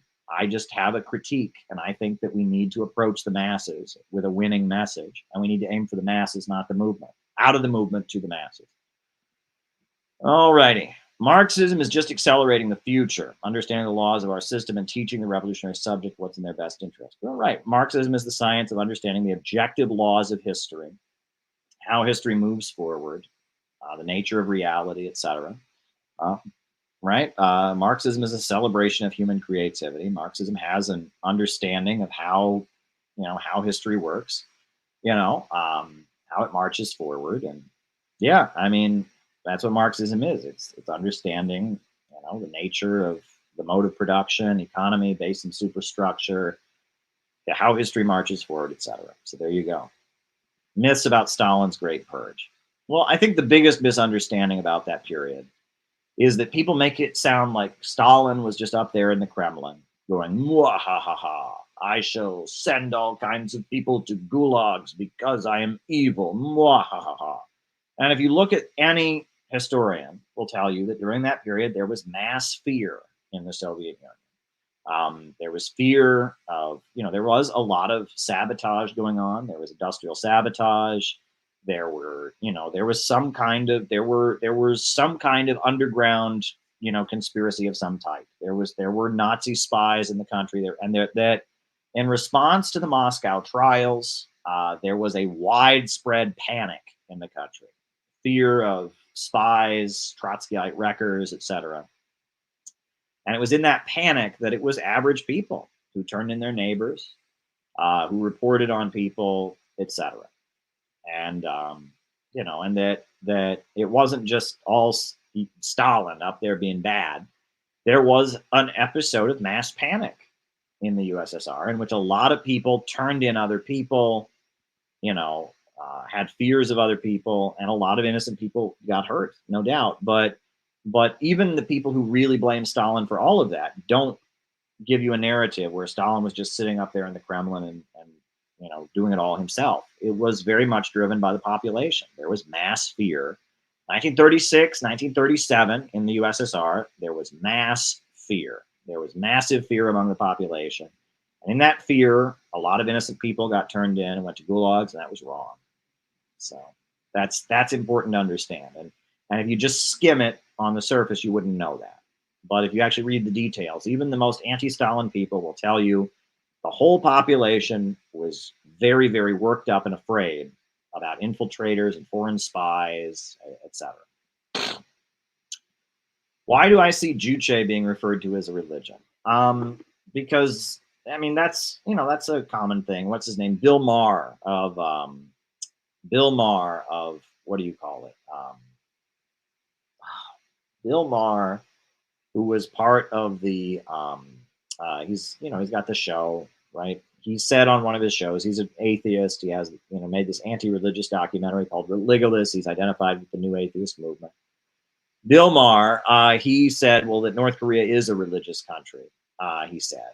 And the reason that he considers North Korea to be a religious country, he said, well, maybe they don't believe in God, maybe but they worship their ideology, right? For the new atheist movement, passion and belief in anything, not just being a cynical skeptic like they are, is considered to be no good.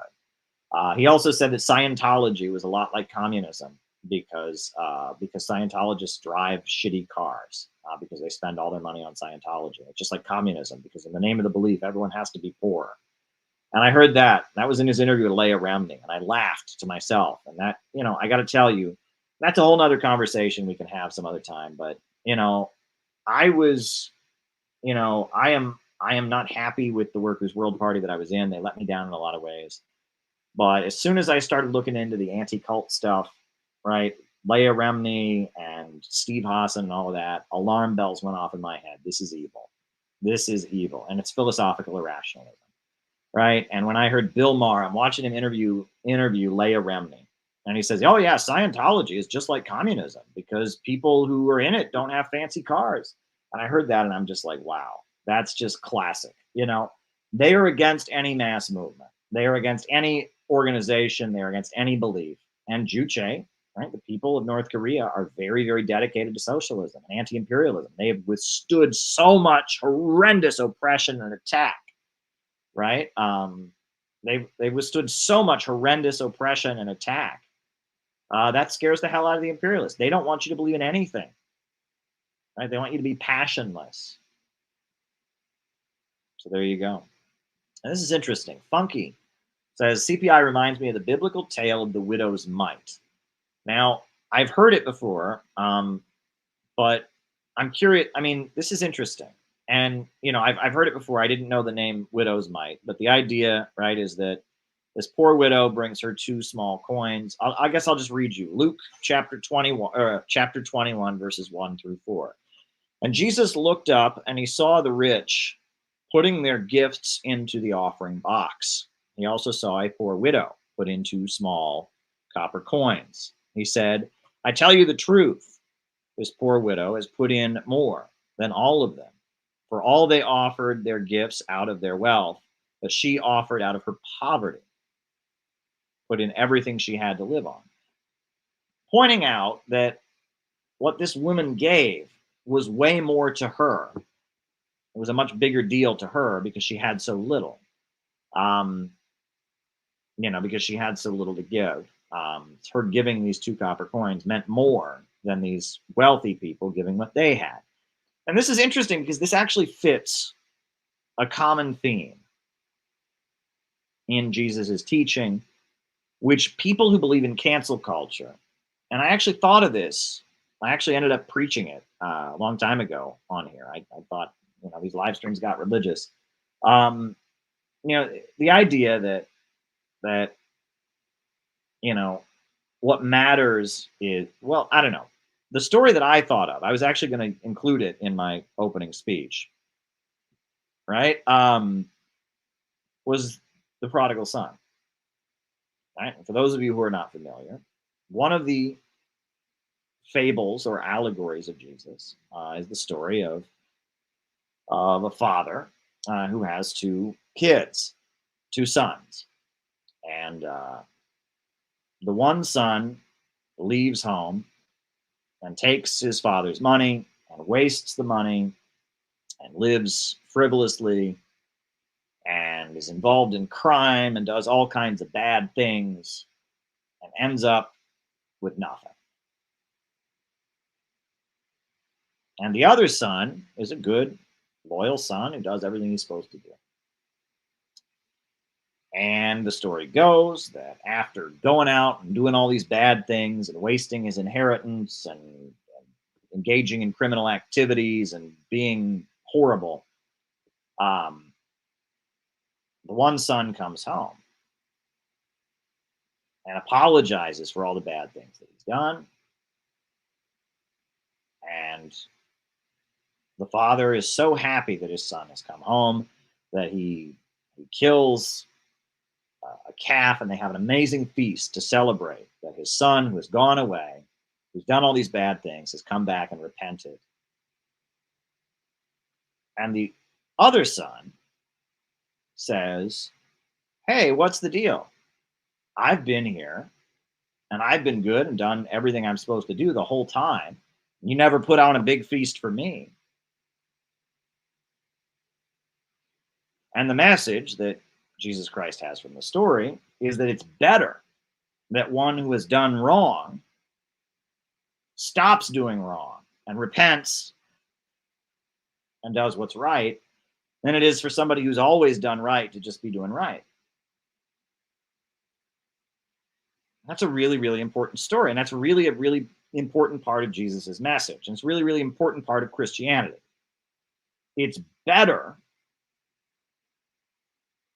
It is better to go and find someone who is doing wrong and win them to do right than it is to just hang out with the people who do right and celebrate that. And I think that's what Out of the Movement to the Masses is all about. We need to get to the people who are not communists and win them to communism. And it's far more important to go to people that are not communists and win them to communism than it is to go to people who are already communists and try to accommodate them and please them and get involved in all kinds of inside baseball and drama with them.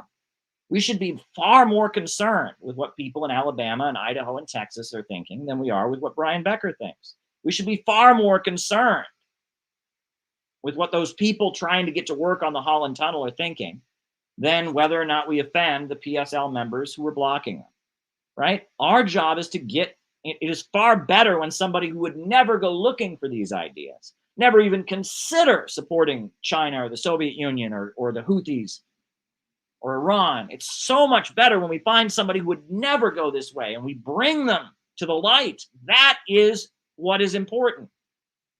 It's far more important to win people over to our view than it is to accommodate and compete with and play this game with the left.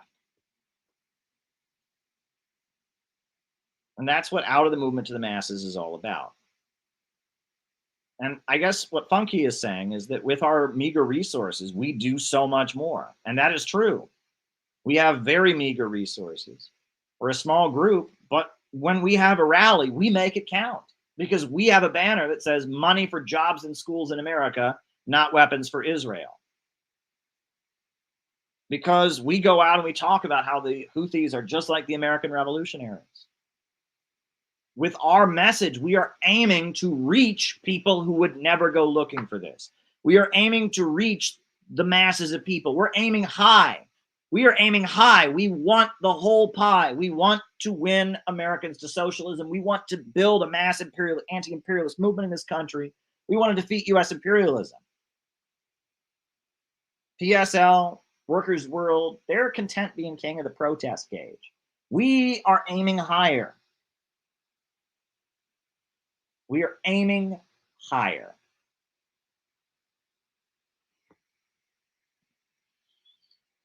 So, yeah, thank you, Funky. The widow's mite. It's true, though. With our meager resources, what we do counts way more. MLK blocked traffic, but did he have a positive? Did he block traffic? I'm not sure he blocked traffic. He blocked lunch counters. He had demonstrations that were legal, that were peaceful. They had sit-ins and acts of civil disobedience where people voluntarily got arrested. But did he block ordinary working people from getting to work? I don't know. I don't know if that's true. I mean, there were a number of civil rights demonstrations that he organized that involved civil disobedience, that involved breaking the law. That was part of the plan. They got arrested to make a point, right? Nonviolence. But did they harass ordinary people on their way to work? I don't think so. I don't think so. Thank you, Caleb, for everything that you do to fight imperialism. I'm just doing my best with my... Look, I couldn't stop if I tried. This is what I'm about. I am an anti-imperialist in every bone of my body. I work for RT. That's my job. I write articles and books, and I organize a group, and anti-imperialism is what I'm all about. I am trying to stand in solidarity with the people of the world. I am against U.S. imperialism. I am about love, and I'm about the new world we're going to build beyond the rule of profits and banks. I'm about human creativity and growth, so don't thank me because I can't do anything else, right? It'd be like thanking me for breathing. It'd be like thanking me for eating or sleeping, right? I mean, It's something I'm going to do. This isn't even a choice for me. This is just the way I have to be. I don't know how to live any other way. I can't stop. So don't thank me for it. Just help me do it. Do it with me. Teach other people how to live this way. Go out and do it yourself. Do it better than I can do it. Outdo me. Do a better job than I can. Build bigger protests than I am. Write better books than me. Outdo me. Because there's so much work that needs to be done. NKVD's Yezhov went rogue and was responsible for the Great Purge. Yes, and he was executed for it. And yeah, in Russia they call it Yezhovshchina or Yezhov's terror.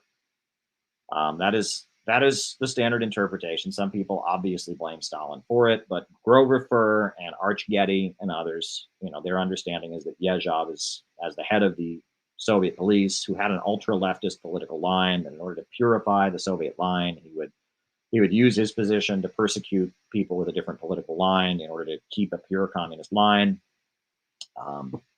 Yezhov was motivated by his political views to engage in this extreme political repression that had very negative results in the Soviet Union.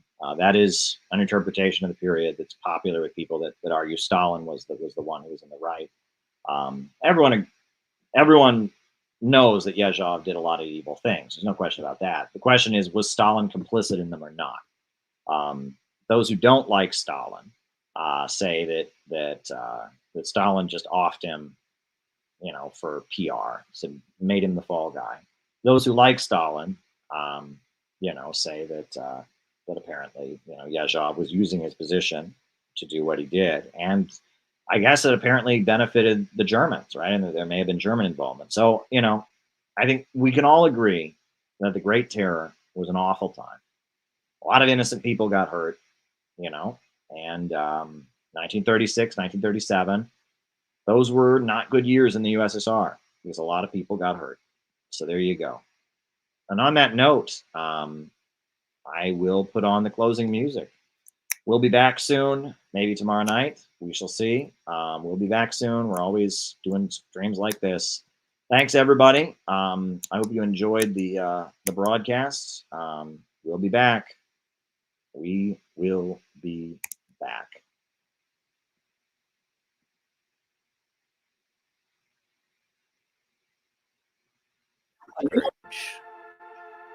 In the struggle against U.S. imperialism is now emerging throughout the world. Ever since World War II, U.S. imperialism and its followers have been continuously launching wars of aggression. But the people of various countries have been continuously waging revolutionary wars to defeat their aggression. And while the danger of a new world war still exists, and the people of all countries must get prepared, revolution is the main trend in the world today.